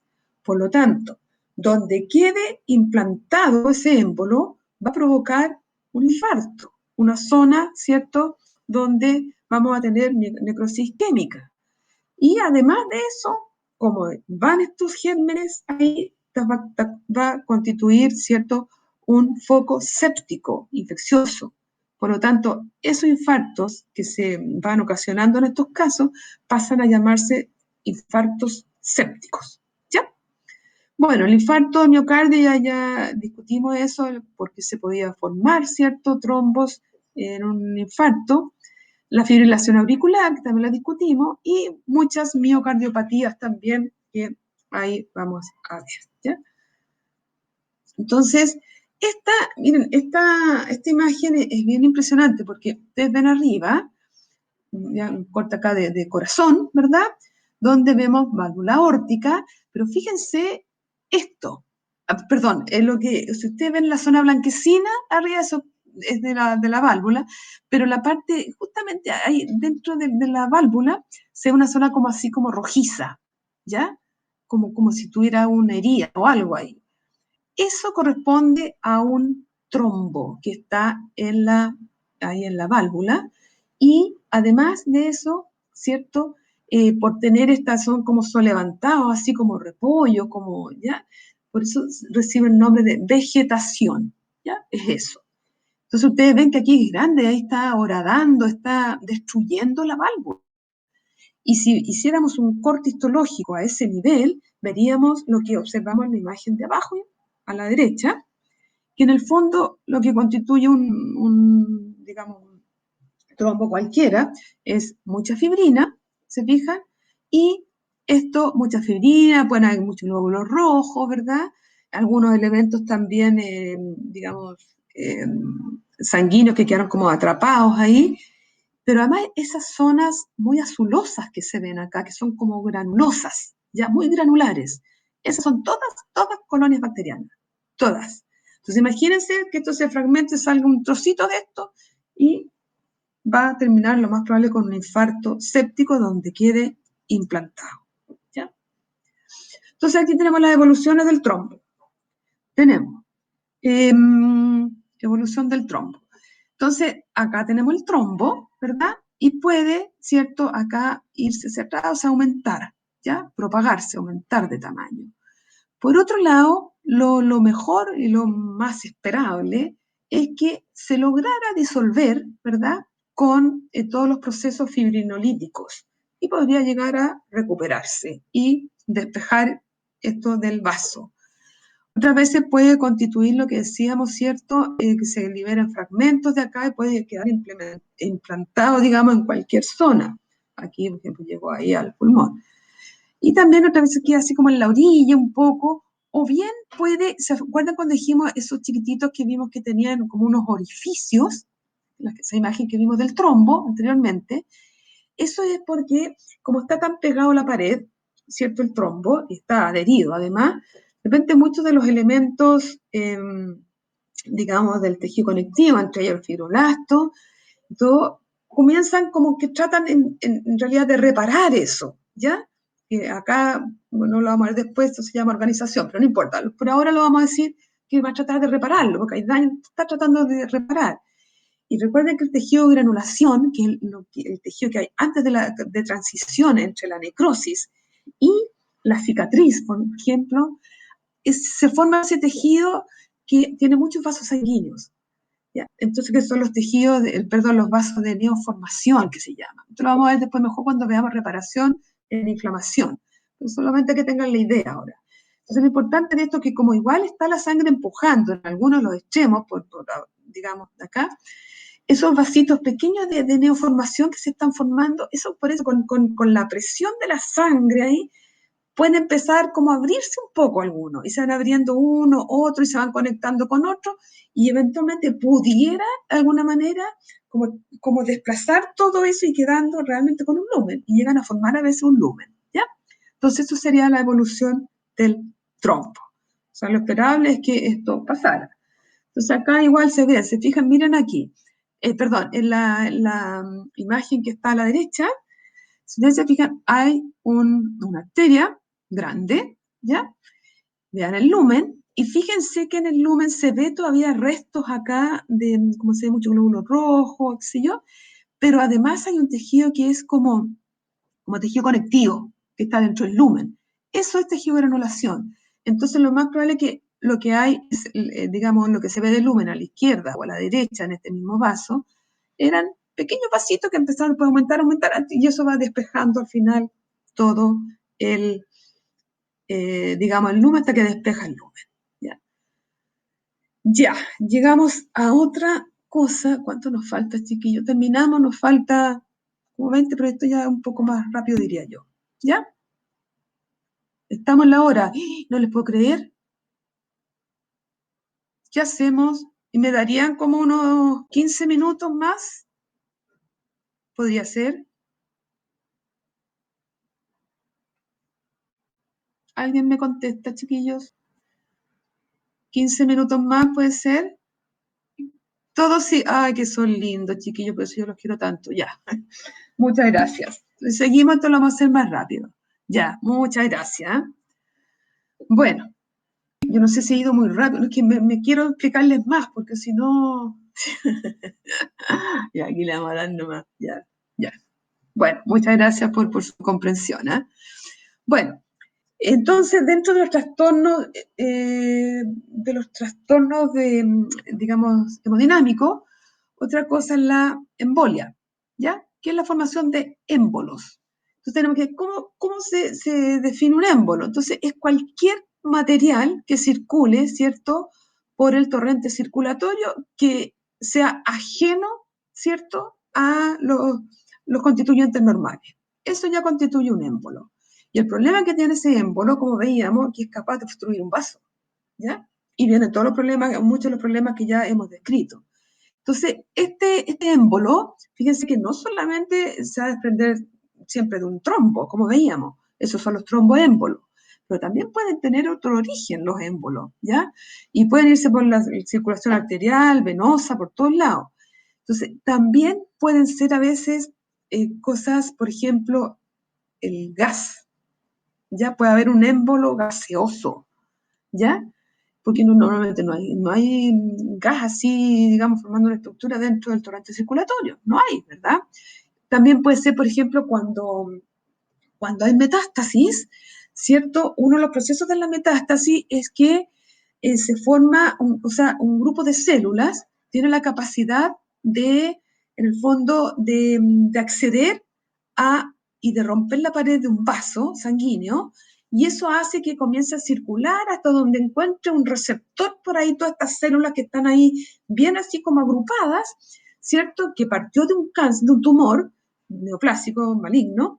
Entonces, ingresa al torrente circulatorio y realmente por receptores que todavía no se conoce muy bien ese mecanismo, en X lugar sale, ¿ya?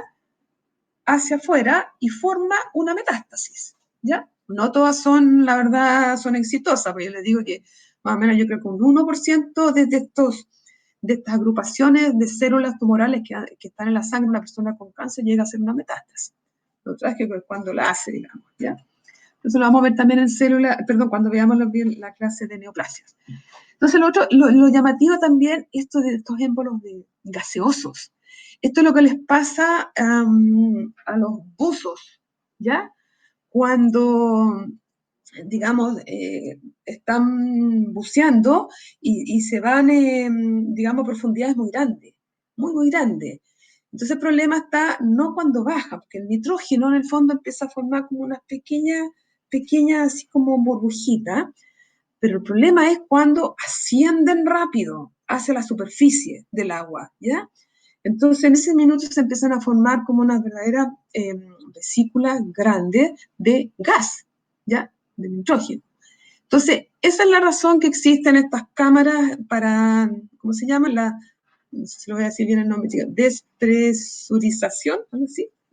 Siempre hay lugares donde se hace buceo, justamente por esto, porque tienen que ingresarlo a estas cámaras, cosa de volver a disminuir, ¿cierto?, la presión y después volver a ascenderla poco a poco a poco para que se vayan achicando estas burbujas. Si no, eso puede provocar la muerte, ¿verdad?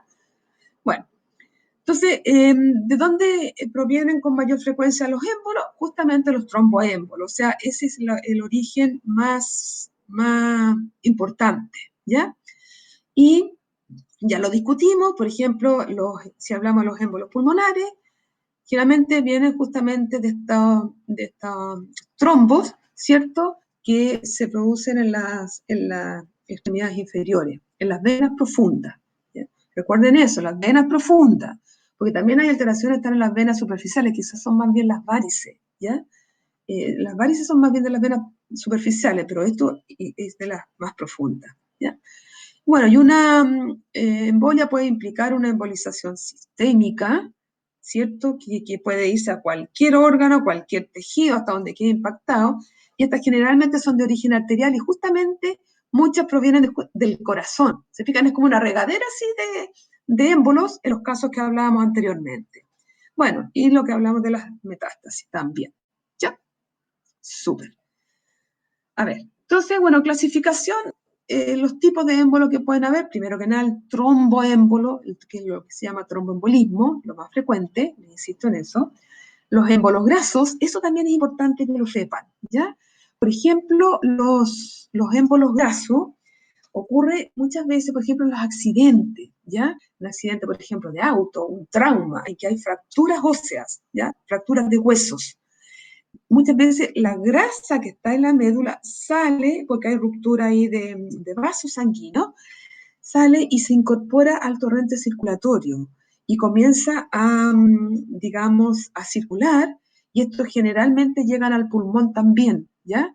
Y entonces una persona que ha estado en o sea, tuvo su accidente, a veces incluso pueden quedar, qué sé yo, consciente y todo, y de repente, ¡pum!, se van a cero, y eso significa muchas veces que lo ocasionó este embolismo graso que provino de esa fractura, y eso puede ocasionar la muerte, ¿ya? Bueno, embolismo del líquido amniótico, en el momento del parto a veces pasa, gaseoso, ya lo dijimos, colesterol, cuando se rompe una placa de ateroma, muchas veces también libera fragmentos ahí de colesterol hacia el torrente circulatorio. Séptico, por ejemplo, lo que ya decíamos recién, ¿cierto? De esta endocarditis bacteriana aguda, por ejemplo. Cuerpos extraños pueden ser miles. Bueno, y la médula se queda ahí, ¿ya? Bien. Entonces aquí se ve, mira el impacto aquí de un émbolo grande aquí a nivel pulmonar. El origen de este fue en la extremidad inferior, vena profunda, ¿ya? Este es el graso. Aquí está teñido, ¿cierto? Específicamente la grasa. Fíjense que lo que ven en esta imagen es pulmón, ¿ya? Esto es pulmón. Entonces se ve muy bien acá los tabiques alveolares, donde se ven unas grandes masas, son como de color como naranja, ¿ya? Esto que ven acá son vasos sanguíneos que están llenos de grasa. Estos son puros émbolos de grasa.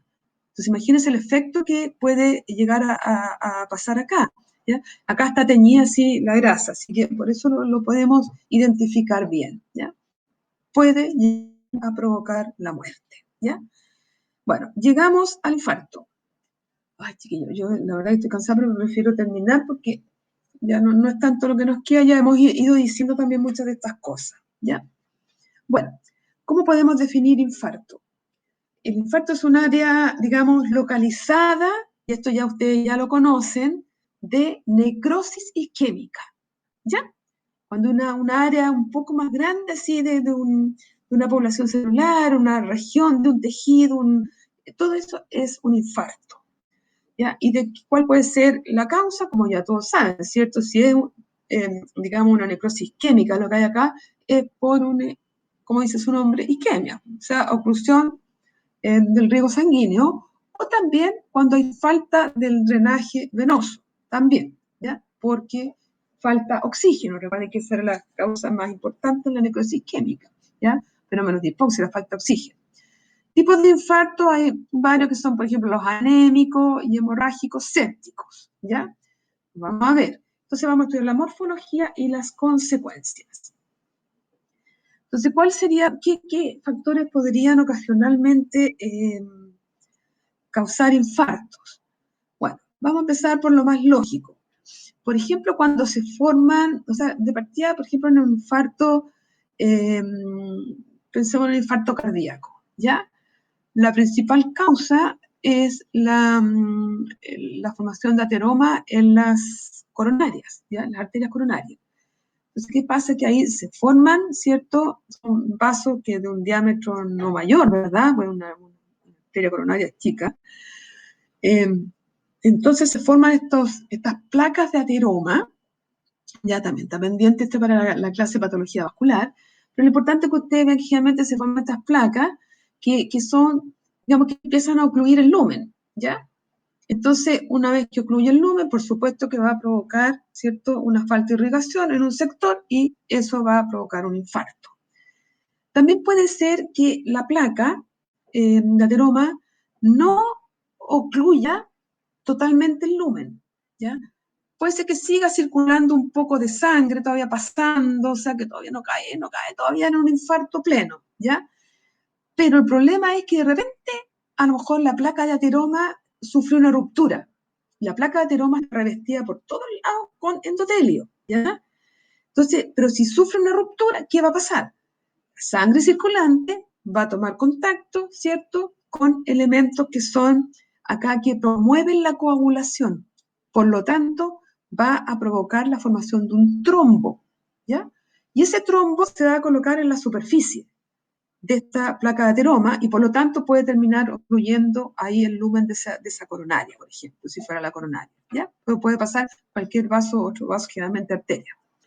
Bueno, acá tromboémbolo, que es un émbolo que parte de un trombo y que llegó y se impactó en, por ejemplo, una arteria también, a veces por compresión externa, por ejemplo, algo que está como apretando, comprimiendo, por ejemplo, un vaso, que puede ser un tumor, por ejemplo, o puede ser, por ejemplo, un accidente de repente, ya por compresión, a veces por decirle algo con, no sé, con cualquier cosa del auto, que puede ser, ¿ya?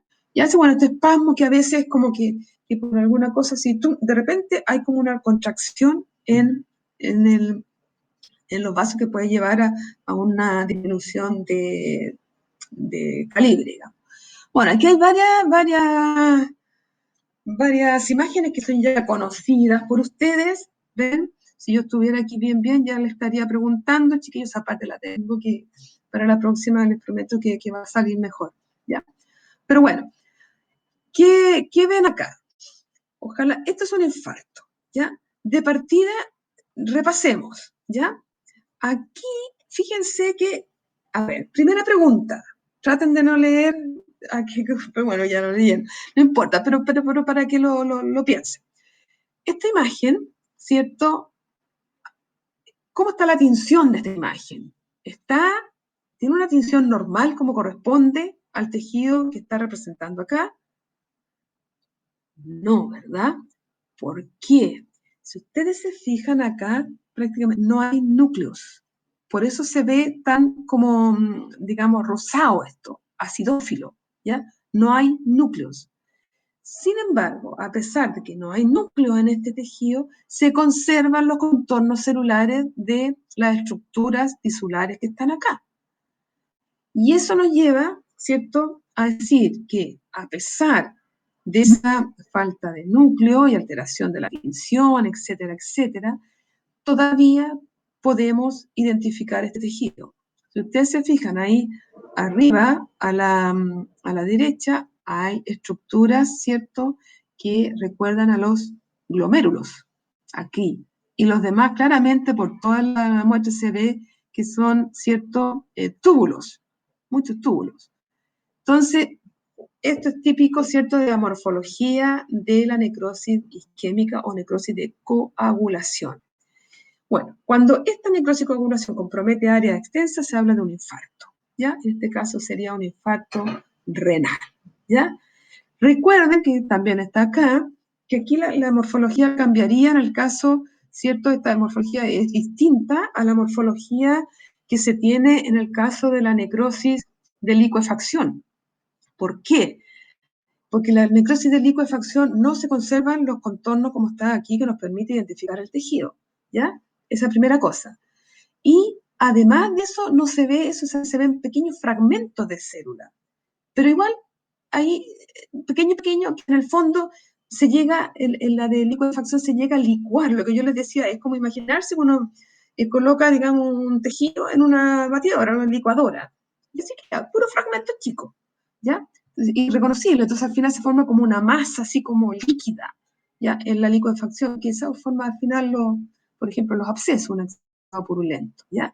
Y la caseosa para distinguirlo, como que les puede ayudar esto como repaso nomás un poco, la gaseosa, ¿verdad?, es la que observamos comúnmente y por más frecuente en la tuberculosis. Y la tuberculosis, ¿cierto?, ahí se forman unas agrupaciones de macrófagos, y estos macrófagos van muriendo en la zona central, ¿ya? Y esto entonces va constituyendo al final una, digamos, una zona de necrosis, porque son los macrófagos que han muerto ahí y que tienen un aspecto de lo que hablábamos de casium, por eso el nombre de gaseosa, de casium viene de la leche, como el queso fresco, ¿ya? Entonces en la necrosis gaseosa es como un intermedio entre la de coagulación, donde se conservan los contornos, y la de licuefacción, donde no hay nada, ¿ya? Se disuelve todo el tejido y no se reconoce nada. Entonces, la decasificación es un intermedio. Recuerden que en la decasificación puede permanecer ahí esos restos de células para siempre, ¿ya? Que no es el caso tampoco de la de coagulación, pues al final igual van a llegar los macrófagos y los van a disolver, ¿ya? Bien. Entonces, eso sería un infarto renal, miren el que vimos. Bueno, acá los infartos, solamente para que ustedes lo tengan acá, lo pueden leer bien después, lo que a veces se clasifican como infarto rojo, cuando es, por ejemplo, un infarto hemorrágico, es el otro nombre que tiene, cuando hay mucha sangre porque hay doble, por ejemplo, en el pulmón, tenemos las arterias, las bronquiales y las pulmonares, entonces si falla una, y va a ir la otra, y igual de repente va a ir por un conducto que ya no está, digamos, se destruyó y se sale todo, es el rojo, ¿ya? El infarto pálido o anémico es típico del riñón, ¿ya? Recuerden ustedes que eran eso cuando les mostré yo imágenes, creo que tengo acá también, cuando había una zona del riñón que era como una forma triangular todavía, ¿ya? Muy bien delimitada, pero claramente necrosada. Eso es porque ahí se produjo una necrosis, ¿cierto? Digamos que afectó a todo el sector que estaba en el fondo, ¿cómo se dice? Que estaba, que dependía de esa arteria, ¿ya? Ahí lo vamos a ver. El séptico, perdón, el séptico es el que ya dijimos, ¿ya? El que vimos del corazón. Bien. Pero solamente para que repasen ahí lo de... Bueno, esta es la típica cosa, este esquema está muy bueno, del infarto, digamos, de los infartos anémicos, ¿ya? ¿Qué pasa en los órganos, sobre todo en los órganos que tienen una circulación terminal que hablábamos, ¿se acuerdan la clase de necrosis? Entonces aquí, lo que pasa es que aquí no hay colaterales entre las distintas arterias acá. Entonces, si ustedes ven en la figura de arriba a la derecha, en A, se ve ahí hacia el ilio que hay una zona que se ve una lesión oscura negra. Esa es una obstrucción. Si la obstrucción fue a ese nivel, todo el sector que iba a ser irrigado por esa arteria no se irriga y se necrosia. Y es bien delimitado por eso, porque no hay colaterales, ¿ya? Entonces esa es una necrosis isquémica, por supuesto, ¿ya? Así que ahí pasa mucho. Ya. Aquí también estos esquemas, se fijan acá también igual, ¿cierto? Este es anémico, si ustedes se fijan la zona acá de arriba a la derecha, perdón, a la izquierda, hay una zona muy pálida, ¿cierto? Esa es la zona donde veríamos el infarto, sería un infarto entonces anémico, renal. Anémico no significa, o sea, se dice porque es blanco, porque no hay extravasación de sangre, ¿ya? Porque no hay ruptura, o sea, no llegó la sangre nomás. Y este rojo, porque como viene de la arteria pulmonar, por ejemplo, el pulmón y de la bronquial, y si hay una de ellas que se lesionó, la otra va a seguir circulando y como hay uniones entre ellas, de repente, por ejemplo, iba por una calle que tiene que tomar la otra, que le correspondía a la otra arteria, pero resulta que va a llegar a un lugar en que va a haber un precipicio porque, ¿cierto? Hay una ruptura en esa arteria y eso, ahí va a haber una extravasación grande y va a estar todo lleno de glóbulos rojos, ¿ya? Eso es lo que pasa ahí. Por eso se llama hemorrágico o rojo, a veces lo van a encontrar. Esta es la imagen que yo les decía, la del riñón, o sea, el infarto anémico renal, ¿ya? Ustedes ven que aquí macroscópicamente abajo, ustedes ven que hay una zona clara, blanca, blanquecina acá, muy bien delimitada. Esa es la zona del infarto anémico, ¿ya? Entonces la obstrucción tiene que haber estado ahí como en el vértice de este triángulo abajo, porque todo este otro sector no fue, digamos, irrigado y se produjo esto que ven ustedes arriba, ¿cierto? Ahí a la izquierda en la figura de arriba, se ve claramente que no están teñidos aquí los núcleos, pero permanecen todavía los contornos celulares. Necrosis, entonces, isquémica. ¿Ya? Lo mismo acá, miren, sobre todo acá saben muy bien aquí todo lo que permanecen acá, ¿cierto? Los contornos. Acá igual, pero este, por ejemplo, este es más reciente y aquí ya comienza, pero llegan igual. Esos contornos, recuerden, en la necrosis de coagulación, ya llega un minuto que comienzan también a degradarse. Pues están llegando digamos, las células inflamatorias que van a degradar esto y van a limpiar la cancha, como digo yo, y después viene la fibrosis, ¿ya? Y la reparación ahí. O el intestino igual, doble también hay hemorrágicos, ¿ya? Se ve ahí, es muy grave. Aquí infarto pulmonar, no sé por qué puse otra más.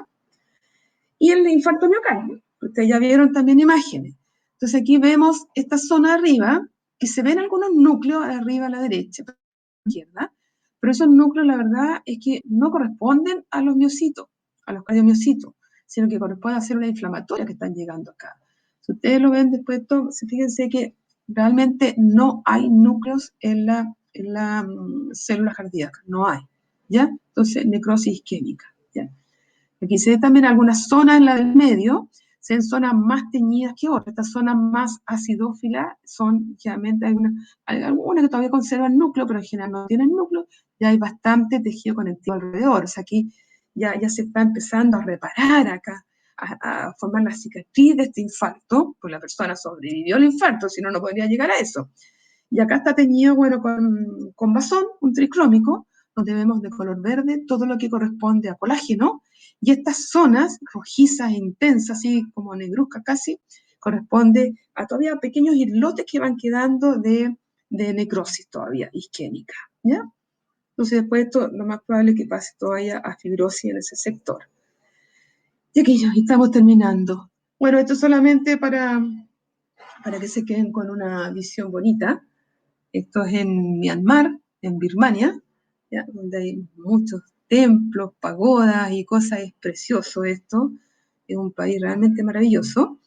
Y bueno, ahí tengo como dos más también de ahí. Uno se subía ahí arriba de los templos para ver el amanecer, ver el atardecer, cualquier cosa. Si la cosa era subirse ahí. Ahí están los monjes. Es un país maravilloso. Y aquí, bueno, la gente tuvo la suerte de subirse a estos globos, no eran carísimos, pero si algún día puedo, lo haría, la verdad, precioso. Y esto está acá en un amanecer, y ustedes ven las pagodas acá, y es bonito. Eso, chiquillos. Les pido disculpas por haberme pasado en el tiempo, pero bueno, esperemos que ya esto se vaya mejorando, ¿ya? Y les pido disculpas por las cosas un poco de repente me traspapelé, pero bueno, lo importante es que todos estemos en contacto, no es nunca lo mismo que uno envíe por mail las clases a uno tratar de explicarlo, ¿ya?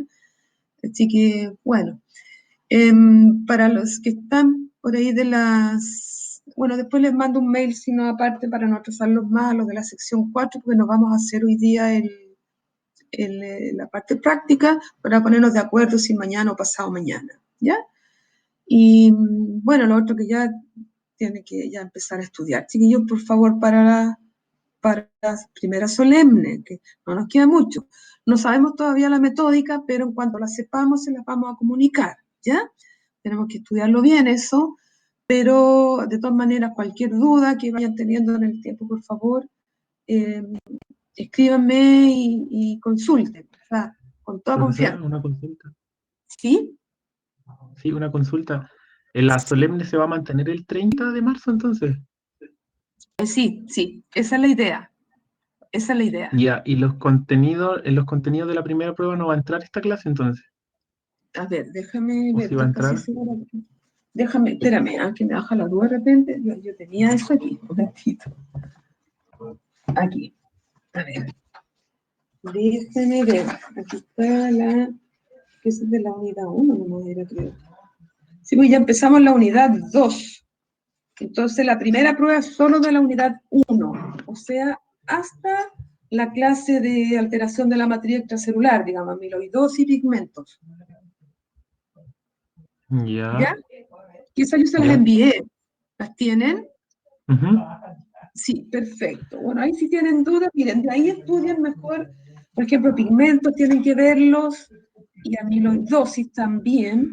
Miren, yo hice como una guía para los de mi sección, digamos, en práctico, para eso, para ese práctico.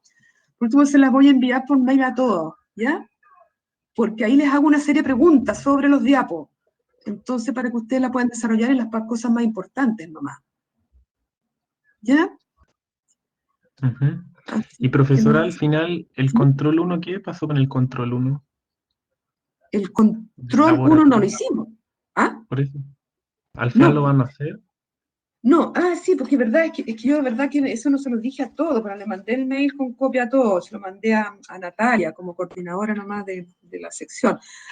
Mira, lo que hablamos con ella, incluso hablé yo con el profesor Pedro también, está de acuerdo, dado que aquí estamos como comenzando con esto, eh, exactamente, ahí viste, la Natalia lo colocó. Ujú. Vamos a empezar después de la solemne, la primera clase, ya con el control de lectura obligatoria y control en los prácticos. ¿Ya? Entonces la idea es regularizar esto después de la solemne. Esa es nuestra Ya. idea. ¿Ya? Así que Ujú. también para que no se desconecten mucho tiempo, chiquillos, yo creo que eso es como, o sea, es como, no sé qué decirlo, pero es verdad, porque ayuda mucho la lectura obligatoria y los prácticos que lo estudien, ¿ya? Porque así también Profe, pueden llegar después a aclarar dudas, ¿sí?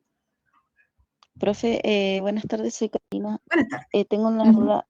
Para Sí, la Solemne 1, sí. entra la presentación 1 y de todos los demás, como PowerPoint que mando después. Sí, o sea, ahí entra toda la parte de, bueno, conceptos básicos de anatomía, y puede haber algo, ¿ya? El daño celular reversible, o sea, todo lo que son los procesos degenerativos, ya, o sea, sobre todo la tumefacción turbia y la esteatosis hepática, yo diría que es como lo más importante, pero que sepan la patogenia también, ¿ya? Y luego las lesiones irreversibles también, ¿ya? O Y sea, de todo los lo que es necrosis, otros, ¿sí? y de Y los otros final, PowerPoint que envió, entra como mucha materia, ¿o no? el de la clase anterior, digamos, en el fondo, lo que es alteración de matriz extracelular. Mira, en Sí, eso, por eso no es tanto, pero hay a lo mejor hay algunas cosas que son un poco más complejas, más distintas, que ellos no los han visto ustedes. Pero mira, por eso yo les profe, decía, les voy a enviar esa guía, porque ahí hay muchas preguntas que de eso voy a basar para las preguntas de la prueba. ¿Ya?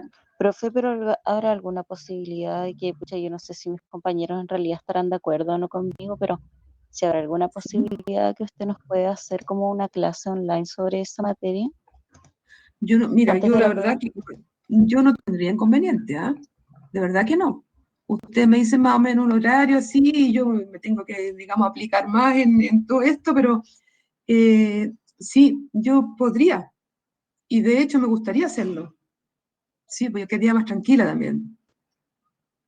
Ya, Así que conversenlo sí, y me mandan un mail con algunas posibilidades. Pues tendría que ser esta semana. ya, yo sí ahí le aviso y le Ya. voy a decir igual a mis compañeros, si es que todos están Ujú. de acuerdo, porque como usted dice que igual es como esta materia y que es compleja, entonces creo que igual sería como conveniente. Sí, igual vean la lectura obligatoria, chiquillos, de ahí, porque, a ver, déjame ver qué les puse ahí.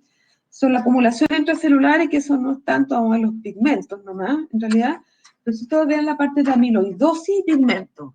Para mí eso es lo más importante, amiloidosis y pigmento. Ya, ¿Ya? Para que eso lo y lo de repasen un matriz, poco. ¿Sí? lo de matriz sería lo de Es que la clase la que tiene, amiloidosis es ¿sí? de la matriz. Es un Ah, ejemplo, ya, ok, claro, no es algo distinto eso, no, es eso. Bueno, que yo la acoté harto, por eso quise centrarlo en esto, que son cosas más que nos va a tocar mucho después, o sea, cuando trabajen, son cosas que llegan al laboratorio de todas maneras. Ya, Así entonces que, la clase que usted nos daría sería como de amiloidosis, ¿o no? claro, de amiloidosis y pigmento, ¿ya? Ya, Y de algo ¿qué también le de decía mi cilindros de... compañero? Exacto, sí. Sí, porque lo otro, calcificación, un poco, a no ser que supieran lo que es una calcificación distrófica, por ejemplo. Es lo que son, es como muy poco. Pero yo la verdad que me voy a centrar mucho, mucho más en la degeneración y necrosis. Eso va a ser lo más fuerte de la prueba, digamos. ¿Ya? Ya. Así que, Bueno, de profe, todas muchas maneras, gracias. de nada, chiquillos, que estén muy bien. Cuídense, por favor, cuiden a sus familias y que estén muy bien. Ya, gracias, profe, igual que se encuentre Ya, bien. Hasta ya, luego. adiós. No sé si alguien más quiere preguntar algo, ¿no? No, ya. Adiós, chiquillos. Chau. Ya, chao, profesora.